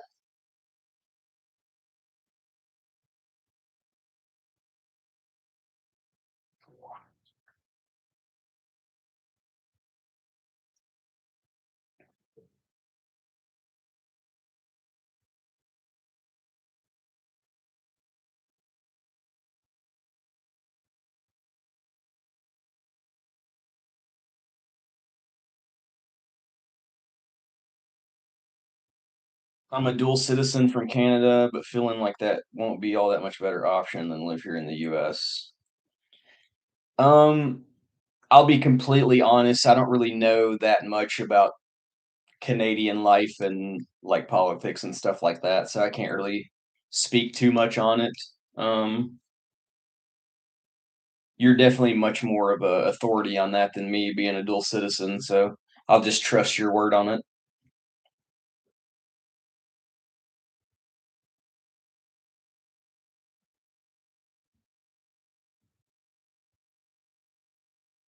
At some point, I may do um what's the name of the highway? The highway from US or from, like, continental US to Alaska through Canada.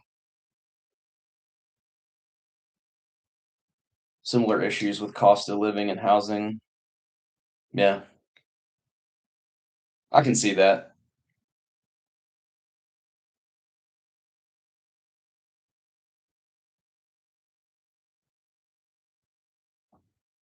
It's kinda crazy looking at Canada in the sense that, like, you look at where all the people are, right? And everybody's like, it's this massive place and, like, absolutely no one lives in, like, the top 80% of the country. So everybody's kinda, like, jam-packed into this little area.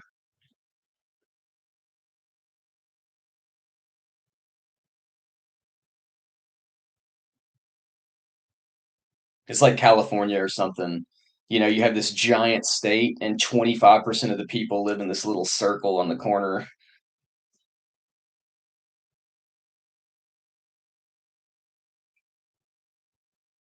You have, like there's, like if you look at it on the map, there's, like, a county that's, like, this big that has, like, 20,000 people in it, and then there's a county that's this big that has 10,000,000 people in it.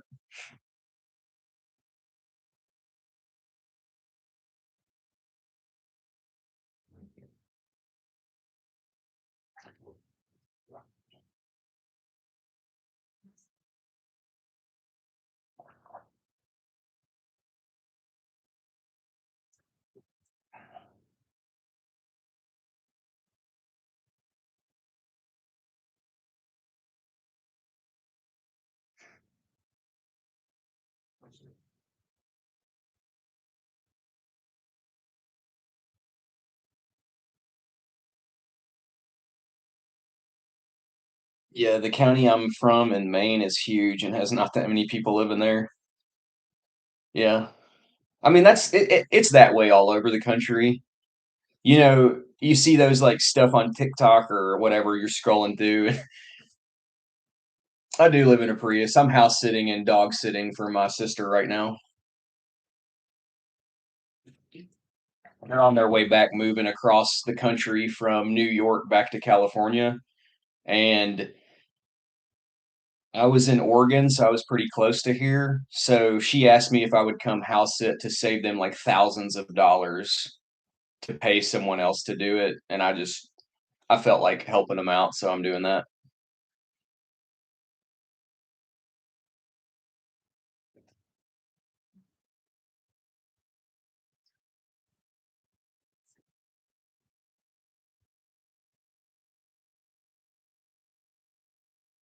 Ray Poupon. Raid the fridge. I kinda have been, don't tell them. Shh. No, I did go to the grocery and get my own stuff, but I definitely have been using, like I've been using their olive oil and, like, their spices and all the stuff, like, I didn't really need to buy. I'm using all that, but I feel like it's fair. I'm saving them thousands of dollars and paying someone else to dog and house sit, so I feel like using some olive oil and some spices is a pretty fair trade-off for them. I'm also getting to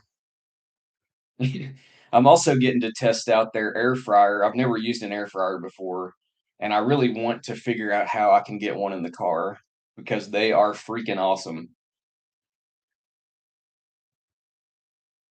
It won't run off my power station though. I only have a 500, and air fryers use way more power than that. So I either need to upgrade power stations or just wait until I upgrade rigs and actually get like a real inverter and solar setup and all that good stuff.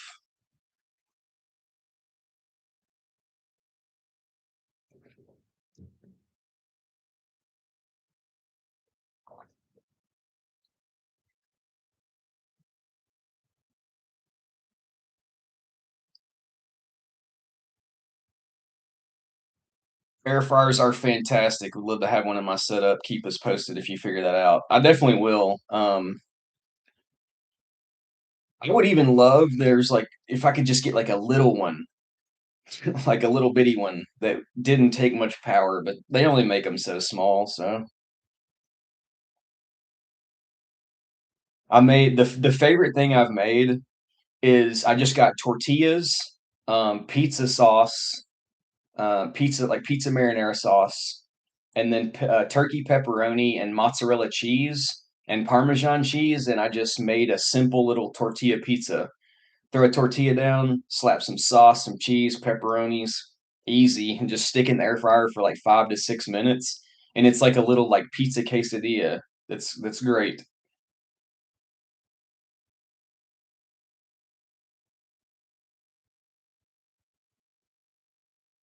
Making me hungry just thinking about it.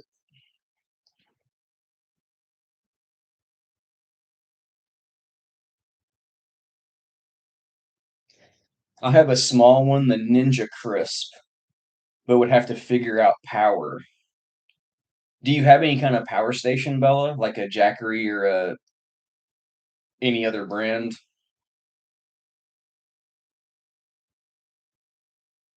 The easiest for me was a EcoFlow Delta. It runs my air fryer and uses solar to charge. What's the wattage on that is able to run your air fryer wobbly?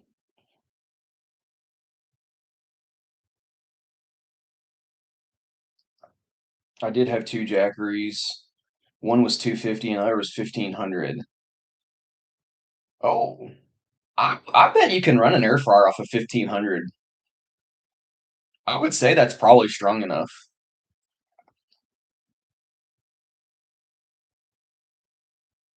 especially a small one. I would test it out. I mean, if you get one. Air fryers are so cheap these days. You can get an air fryer for like 40 bucks, 30, 40 bucks. It's probably not going to last very long, but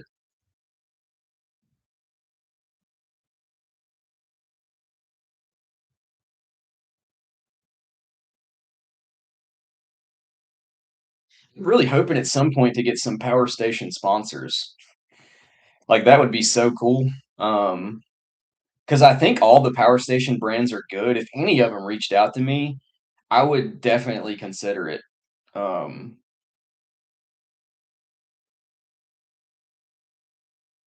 I'm only ever going to take any kind of sponsorships of a product that I actually use and like, but like power stations are something that you absolutely need to do this. Just Googled it. The air fryer runs between 15 and 1800. So yeah, it would be real close to the. It would probably just keep tripping your power station on a 1500, I guess. I know though, if any of y'all ever know, ever watch Michael Hickey, he's a car life content creator too. He's been doing it for a long time, and he travels around in a Tesla, and he has an air fryer that hooks to his power station, and maybe I need to look into how big his is to get an idea of what might could work. Because he cooks in the air fryer like every day in his Tesla just in the front seat.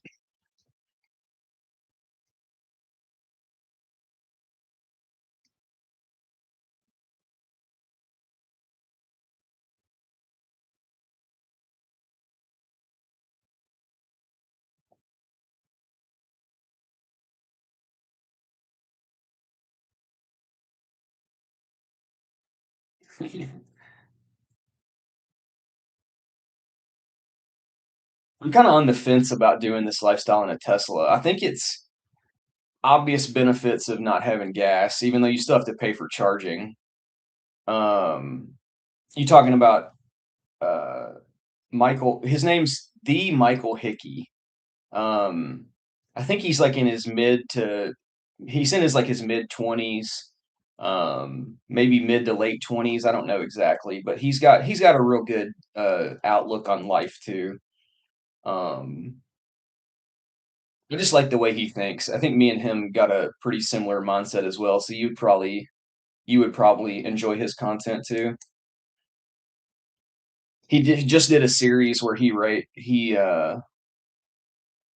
raised like $30,000 by working and con by building from content creation and gig. He also does gig work as well, and he drove across the country and did like a little mini series where he had to. So he has free supercharging on his Tesla. It's just like a special thing he got with his specific car. So he was trying to drive across the country for completely free.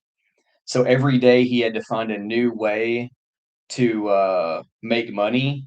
So like one day he would like panhandle, like one day he would try to like trade up, one day he would like do Uber, one day he would sell plasma. He just like all these random things to try to make money, and every day had to be a different way. It was just a cool little series, and at the end of the series, the goal was to get. He's from Indiana too. Um, wait, are you the one from Indiana, or am I mixing you up with somebody? No, that was Cobbled, I think. Sorry.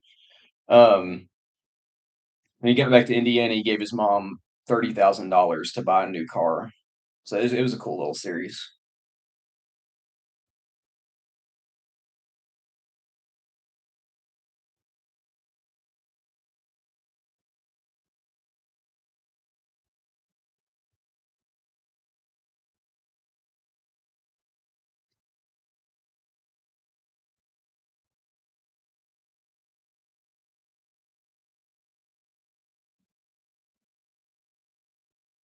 I'm a wandering.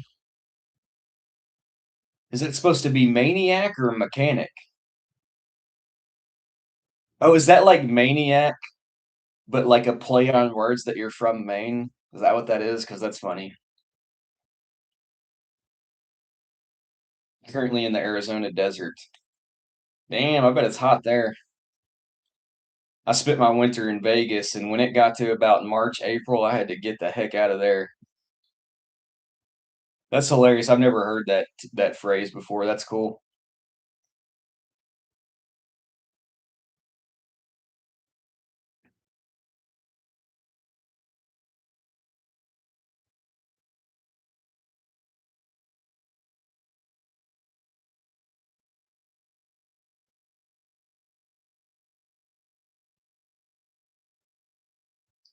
It charges my wheelchair now.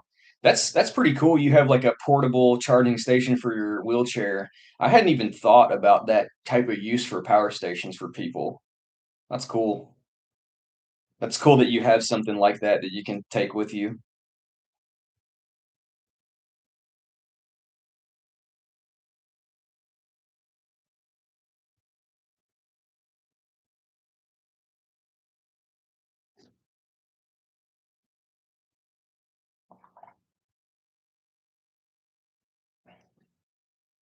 Are you all getting ads? I'm kind of wondering how my ads work. Um, because like I hate that like I'm like answering your questions and I do I ever like answer your question and it just like throws up an ad? I wish it would tell me like when ads were going so I could shut up. Maybe I need to get some like software or something to let me know that because I can't turn them off. There's like no way to turn ads off. I have premium. Okay, cool. I also have premium, so I never see ads on YouTube.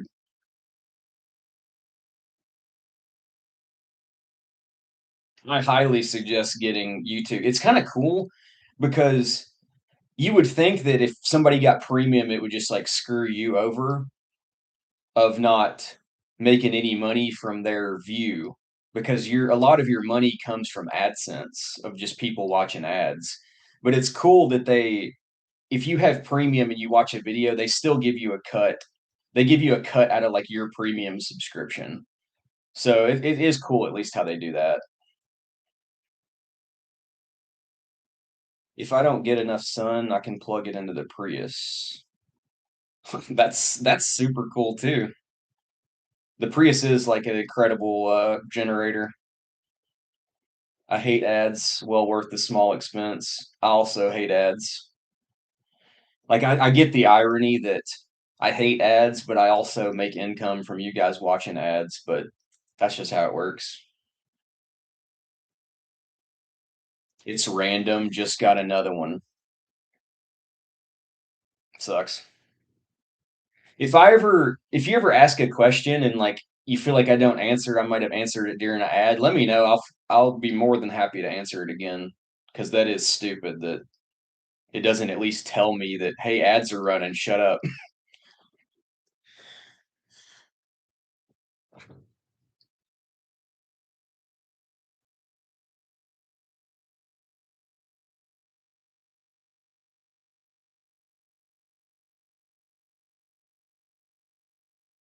How long do they last? I haven't seen an ad on YouTube and I've had premium for a couple years now, so I don't even know how long they last or like how consistent they are or anything. It doesn't even tell, like on our end, it doesn't even tell. I don't guess it tells you that. I haven't been able to find that information. Maybe I'm just not looking in the right place. I'm looking into the Prius V as my possible setup. They stopped making them, yeah, in 2018. So hunting for one is a process. I ran into that exact same issue when I was buying mine because I saw the V and I was like, oh, that's kind of cool. I'm like, maybe I could look into this. And I added to like my search filter parameters on Carvana and just they never popped up. And I looked into it and it was because they just stopped making them. And most of the people that have them like them, so they ain't trying to sell them. So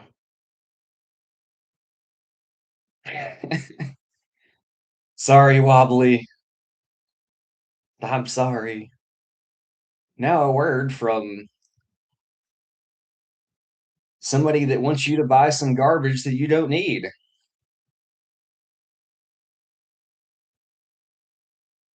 Between 5 and 30 seconds.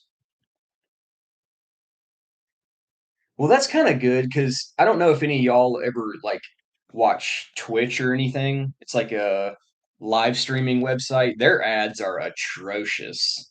Like you can get like 2 minutes of ads like every 10 minutes. Like you can set up your channel to literally do like 15 minutes in ads an hour. So like a quarter of the time is in an ad.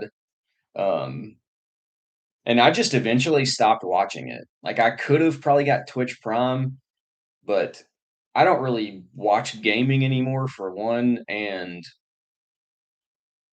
I just it kind of pissed me off. And the only way to really show what how you feel is to stop supporting what you're supporting. So that's just what I did. I just stopped watching it.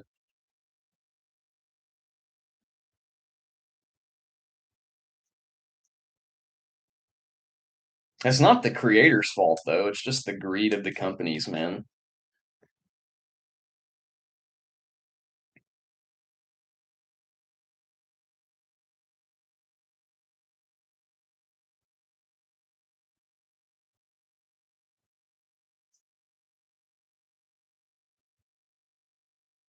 I used to stream and I never turned on my ads, especially because I was doing music on there. Yeah, I don't think you can turn off ads anymore. I know that used to be a thing where you could choose whether or not you had them on, but now they don't give you a choice.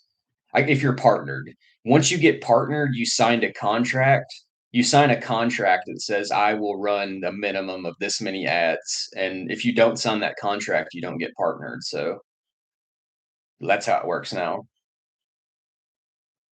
I think there are like a very few select like big creators that probably have enough power to where they can negotiate, but for the most part, the normal people have to run ads. You don't get a choice. Dang, that sucks. I streamed from 21 to 24ish. They must have changed it. Unless there's just a lot of misinformation out there, but that's what I'm under the impression of. I've never streamed on Twitch, so I don't know from personal experience.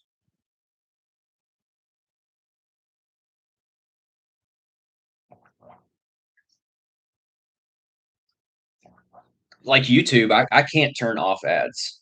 I don't get a choice. I can choose whether I run low, medium, or high frequency ads. That's the only 3 choices I have.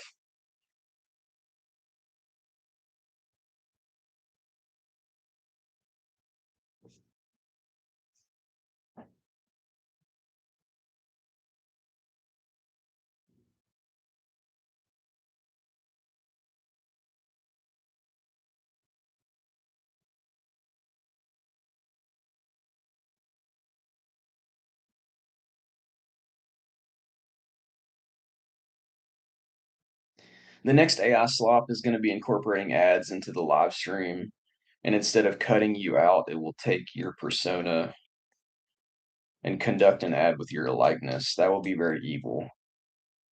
Yeah, and also illegal. Um, like, you can't use other people's likeness without their permission, but I'm not saying it won't happen, it will happen, but those channels will get shut down when they're found. It's not something that will just run rampant. But at the same time, if you have an AI running it, as soon as the channel gets shut down, they just spin up another one. So, how do you fight that? You're gonna have to have AI that detect the AI channels in order to keep up, because humans can't keep up with them.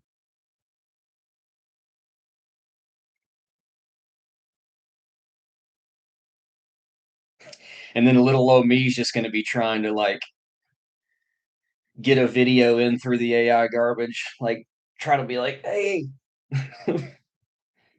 hey, Regina, what's up? How you doing today?"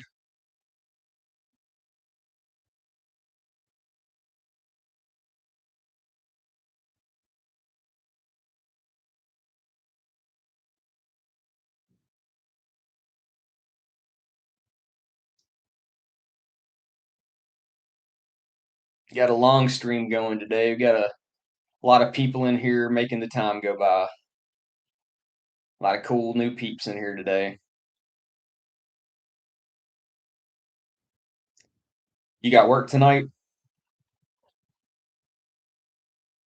or you got the day off or the night off? Software engineering is being dissolved by AI. It really is. Anything computer, like anything that has to deal, if your job is mainly doing stuff on a computer, you're pretty screwed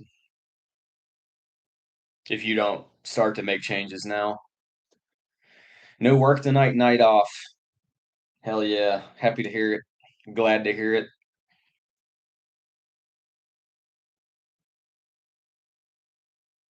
I think I'm going to take today off for the most part too, at least from content.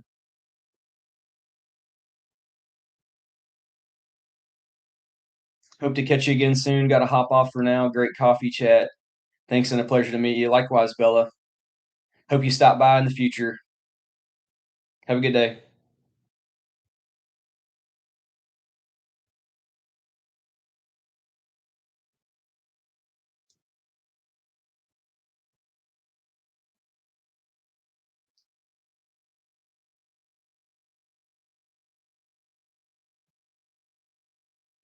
What'd you think, Regina? I spent a lot of time thinking about what I wanted to say. Um, I definitely left out some things, but I think I got my point across pretty well. Very personal. Yeah. It's kind of I kind of had to. The whole point of the video was why I did what I did, which I did what I did because of my upbringing and personal life and just not being happy with where I was at currently. So it kind of had to be.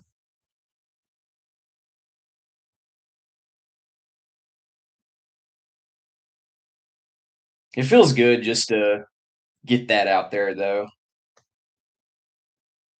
Let people just come at me. I need the practice. Oh.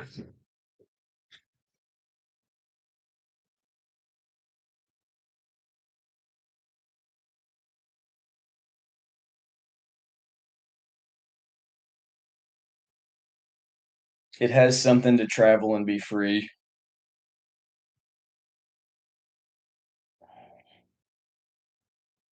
I'm not really sure what that means. I think it's just a maybe a mistranslation between us.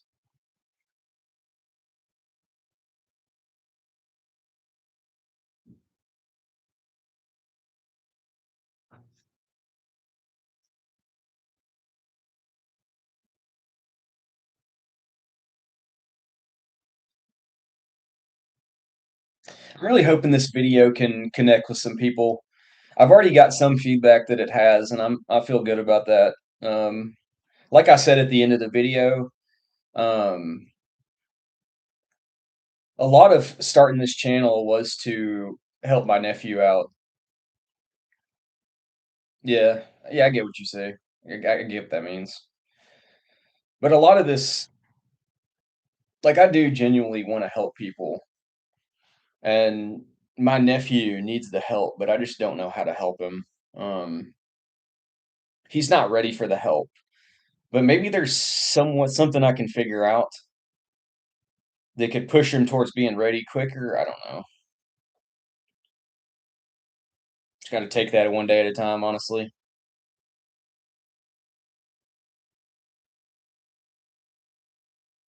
I'm just glad I'm in a position to be able to think about helping him because most people at this point in their life are completely wrapped up in their own lives and justifiably too, Um, they got kids to worry about, they got a job to worry about, you know, tons of bills to worry about. They're not worried about helping a family member that's not directly in front of you. I don't know what I'm trying to say, honestly. I was playing music a few hours earlier, like actually making music or just like listening to somebody else's music.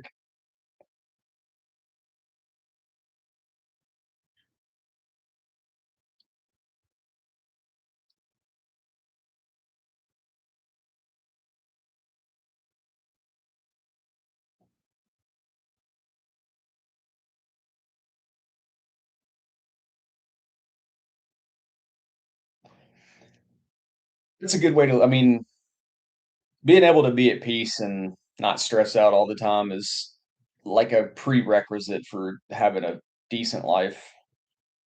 Stress is such a killer.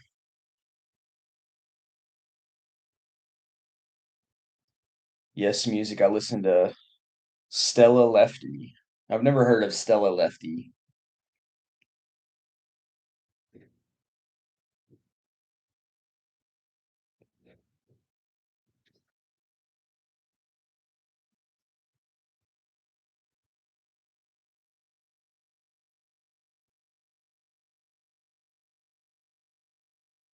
Oh, she's got some shows in California. October 30th in San Francisco. That's just right across the water from me. That's in October though.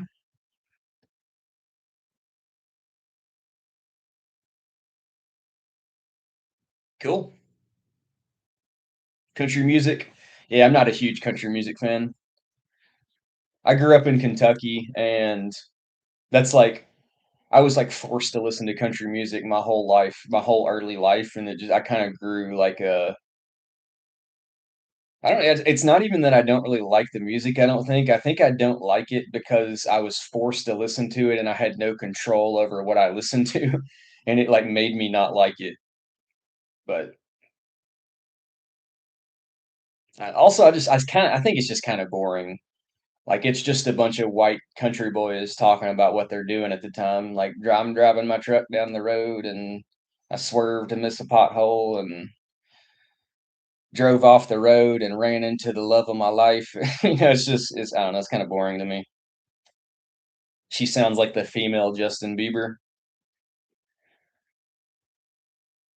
the Biebs.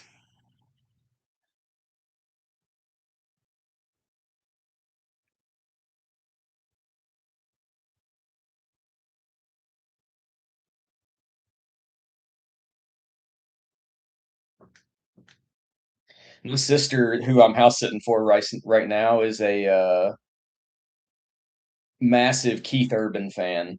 She's somebody who's like she's been to like 30, maybe even more, or maybe I'm underselling her, but she's been to like a ton of his shows. That's like her guilty pleasure in life is traveling and going to see Keith Urban.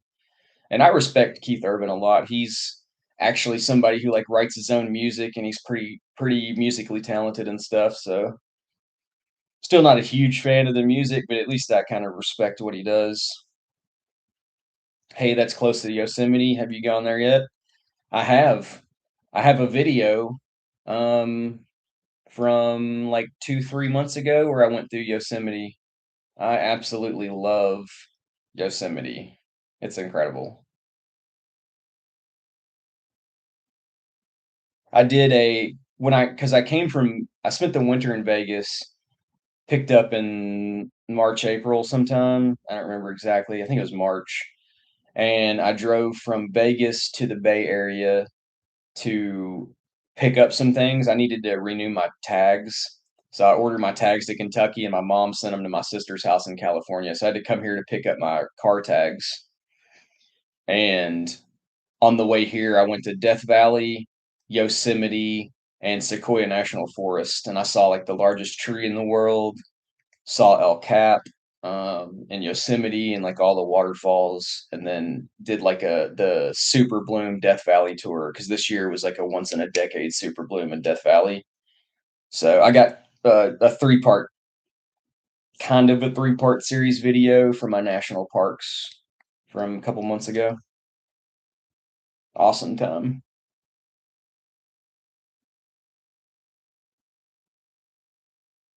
She's not from the South. Judge from AI. More reason to fix potholes. Yep, to avoid them getting in country music songs.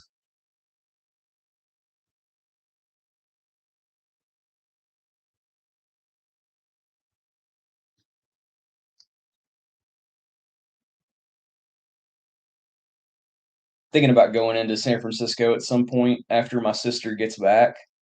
I don't want to go while I'm dog sitting because I just don't want to leave them here alone for a long period of time.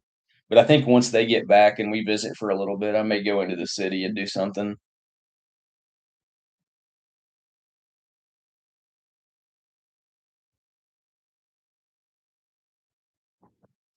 Last year, I had an idea to go into San Francisco and rent like a little scooter or an e-bike and do gig work in the city. But thinking about that just sends my anxiety into the atmosphere. Ella Langley is popular right now. Fair enough.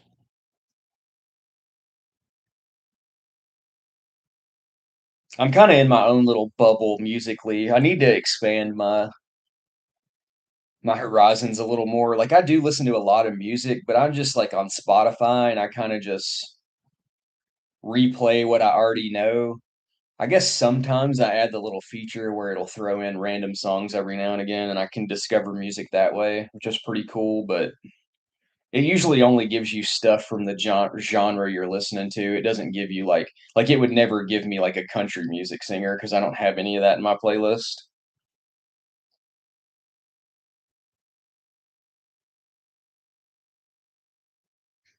I love me some music though. Music's a very important thing to me. I've always wanted to learn how to like play music and stuff like that, but never just given it any effort. So I think eventually one day I want to get like a guitar or a keyboard and just mess around because I enjoy like creating. Avoid getting fixed up with a girl you just know is going to break your heart. I mean, that's good advice, but there's plenty of ones out there that are good for you too. So just got to find the right person. You got to find the person that you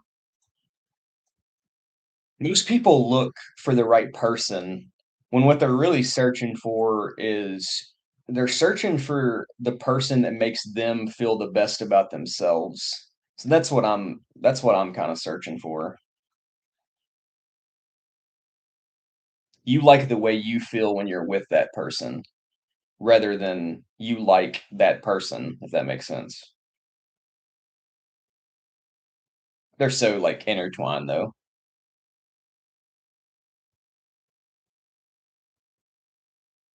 Justin Bieber is popular here, I don't know why. It's because he has a good voice and he's an attractive young kid. That's pretty much it.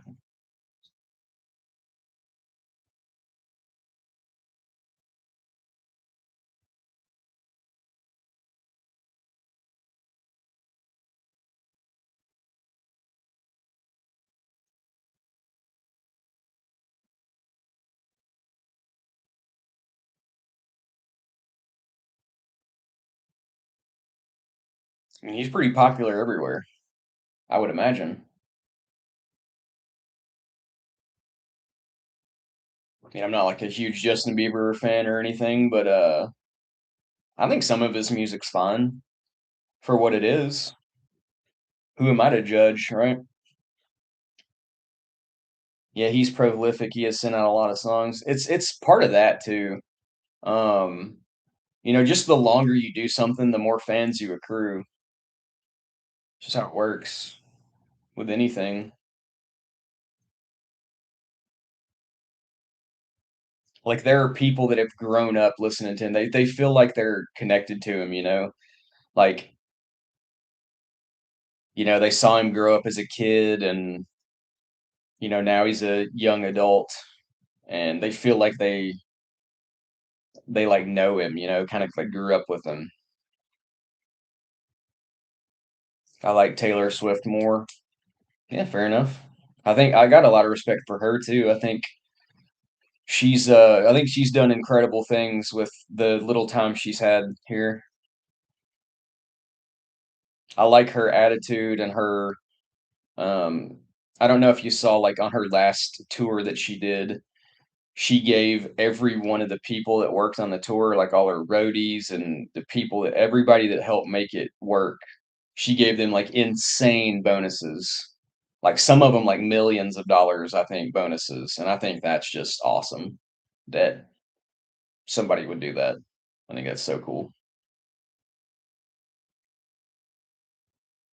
Like she knows that none of this happens without them.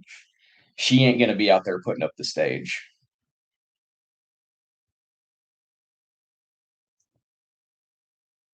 Super cool.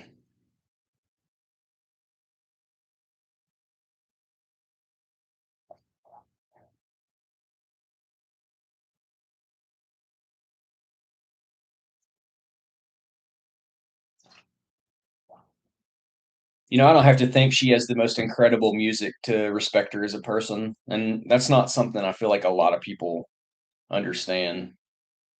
Like it's so black and white with some people.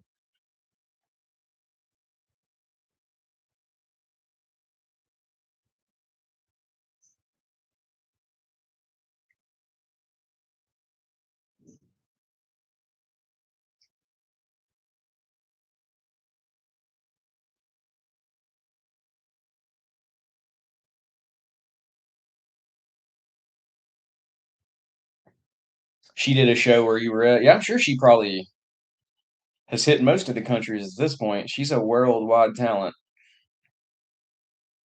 Maybe you'll get to catch her next time.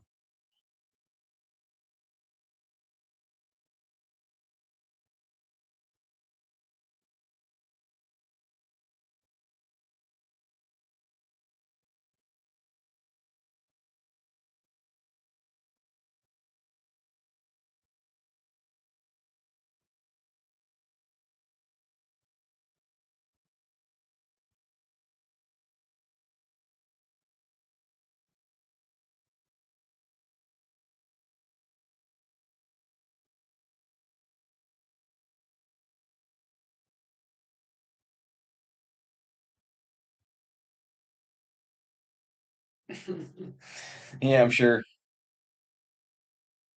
What's your favorite song? It's not like I'm gonna know what it is, but just curious. The only okay, let me okay, before you answer, let me say what songs that I do know. She has the 22 song. I'm 22. I guess that's probably the name of it. Probably 22. The Fate of Ophelia. I know that song because that's played like everywhere right now. Um,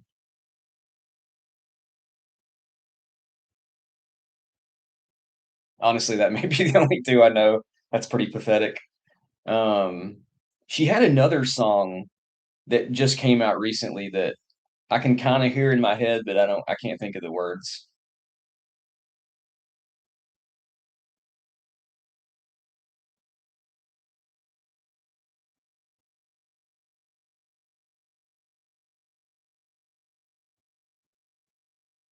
Yeah, I think that's it. That's all I got.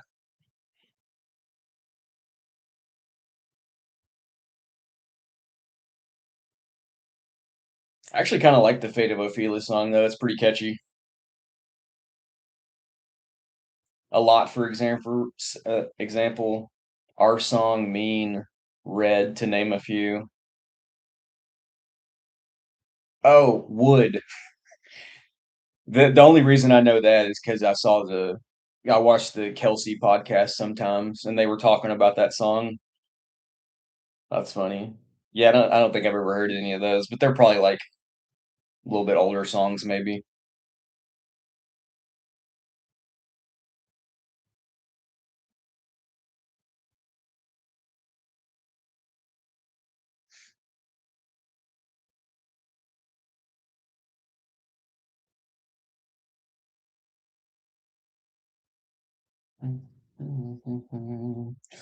I love me some Skrillex, dude. I can just see you out there jamming, whipping around the crowd in your scooter. I bet people will get the hell out of your way.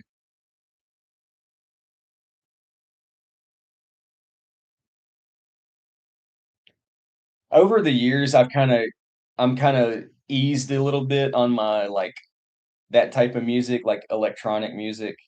I'm more of like a like house, like techno, like smooth vibes rather than just like Skrillex, like in your face. But um, there was a long period of my time where like Skrillex is the only um, well, electronic music I listen to.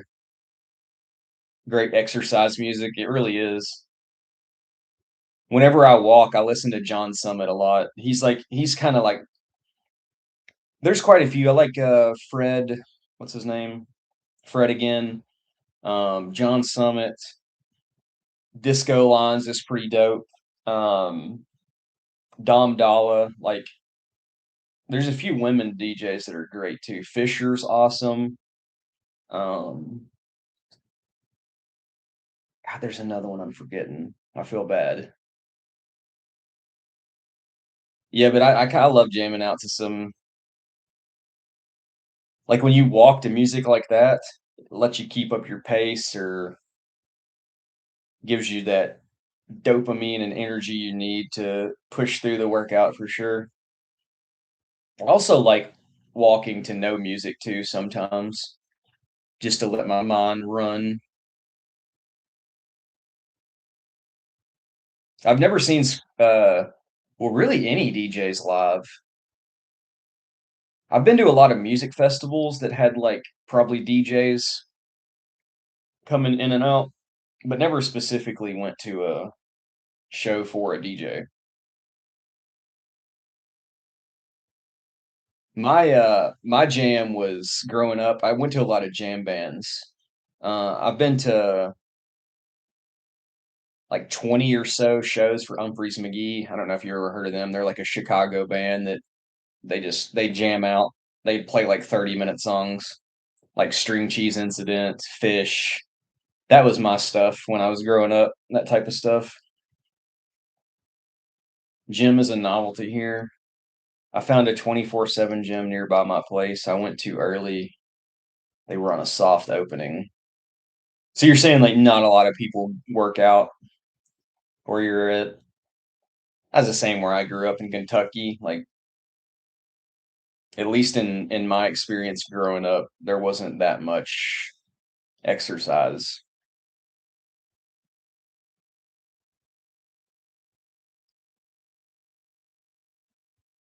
Like I grew up watching my mom just sit around, just go to work, come home, and just watch TV all night and go to bed and just do it over and over.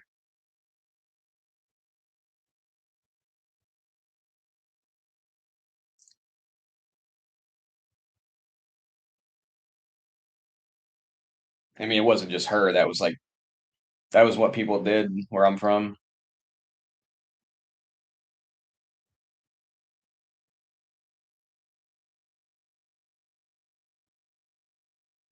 I got you.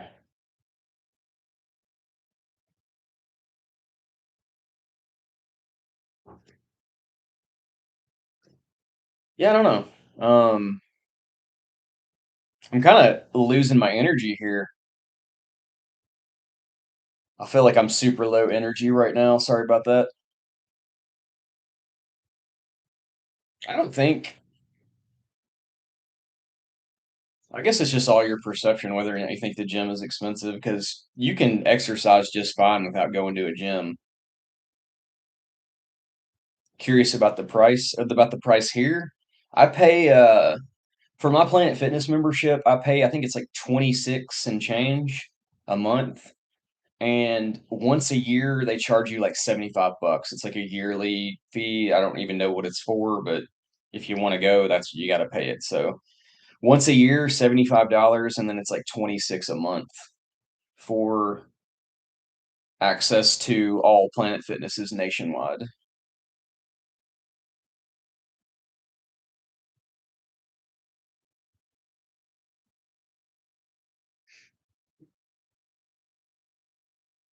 It's not an option for me though. Like even if I don't work out, which currently I'm not really doing any workouts, so like I have to have a gym to be able to shower. So I pay $26 a month to have access to a shower whenever I want it. Is the bottom line.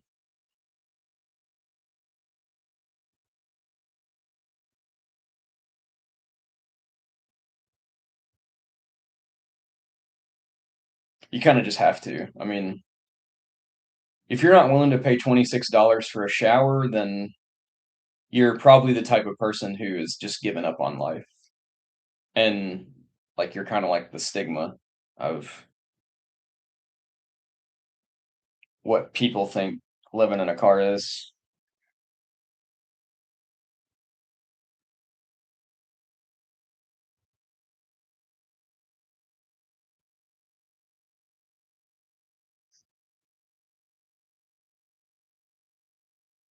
I think I'm gonna shut it down. It's been about 2.5 hours. Um, I appreciate all you guys hanging out. Wobbly, Regina, you guys are awesome. Um, I think Bella left. That should be it. I'll hang around for another minute or two just in case anybody has any final questions before I hit that end stream button. Uh,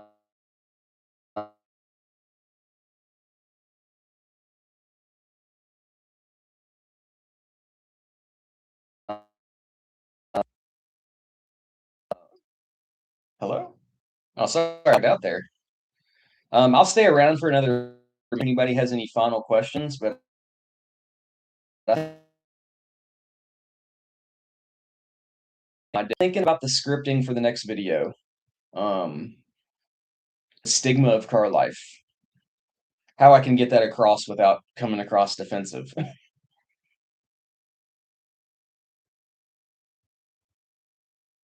You got any more questions, Wobbly, before I head out? Appreciate you hanging out.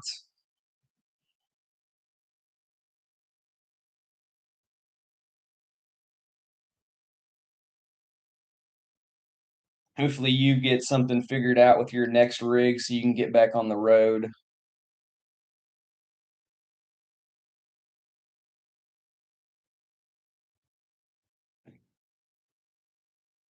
See you, Regina. Take it easy. Have a good night. Enjoy your night off.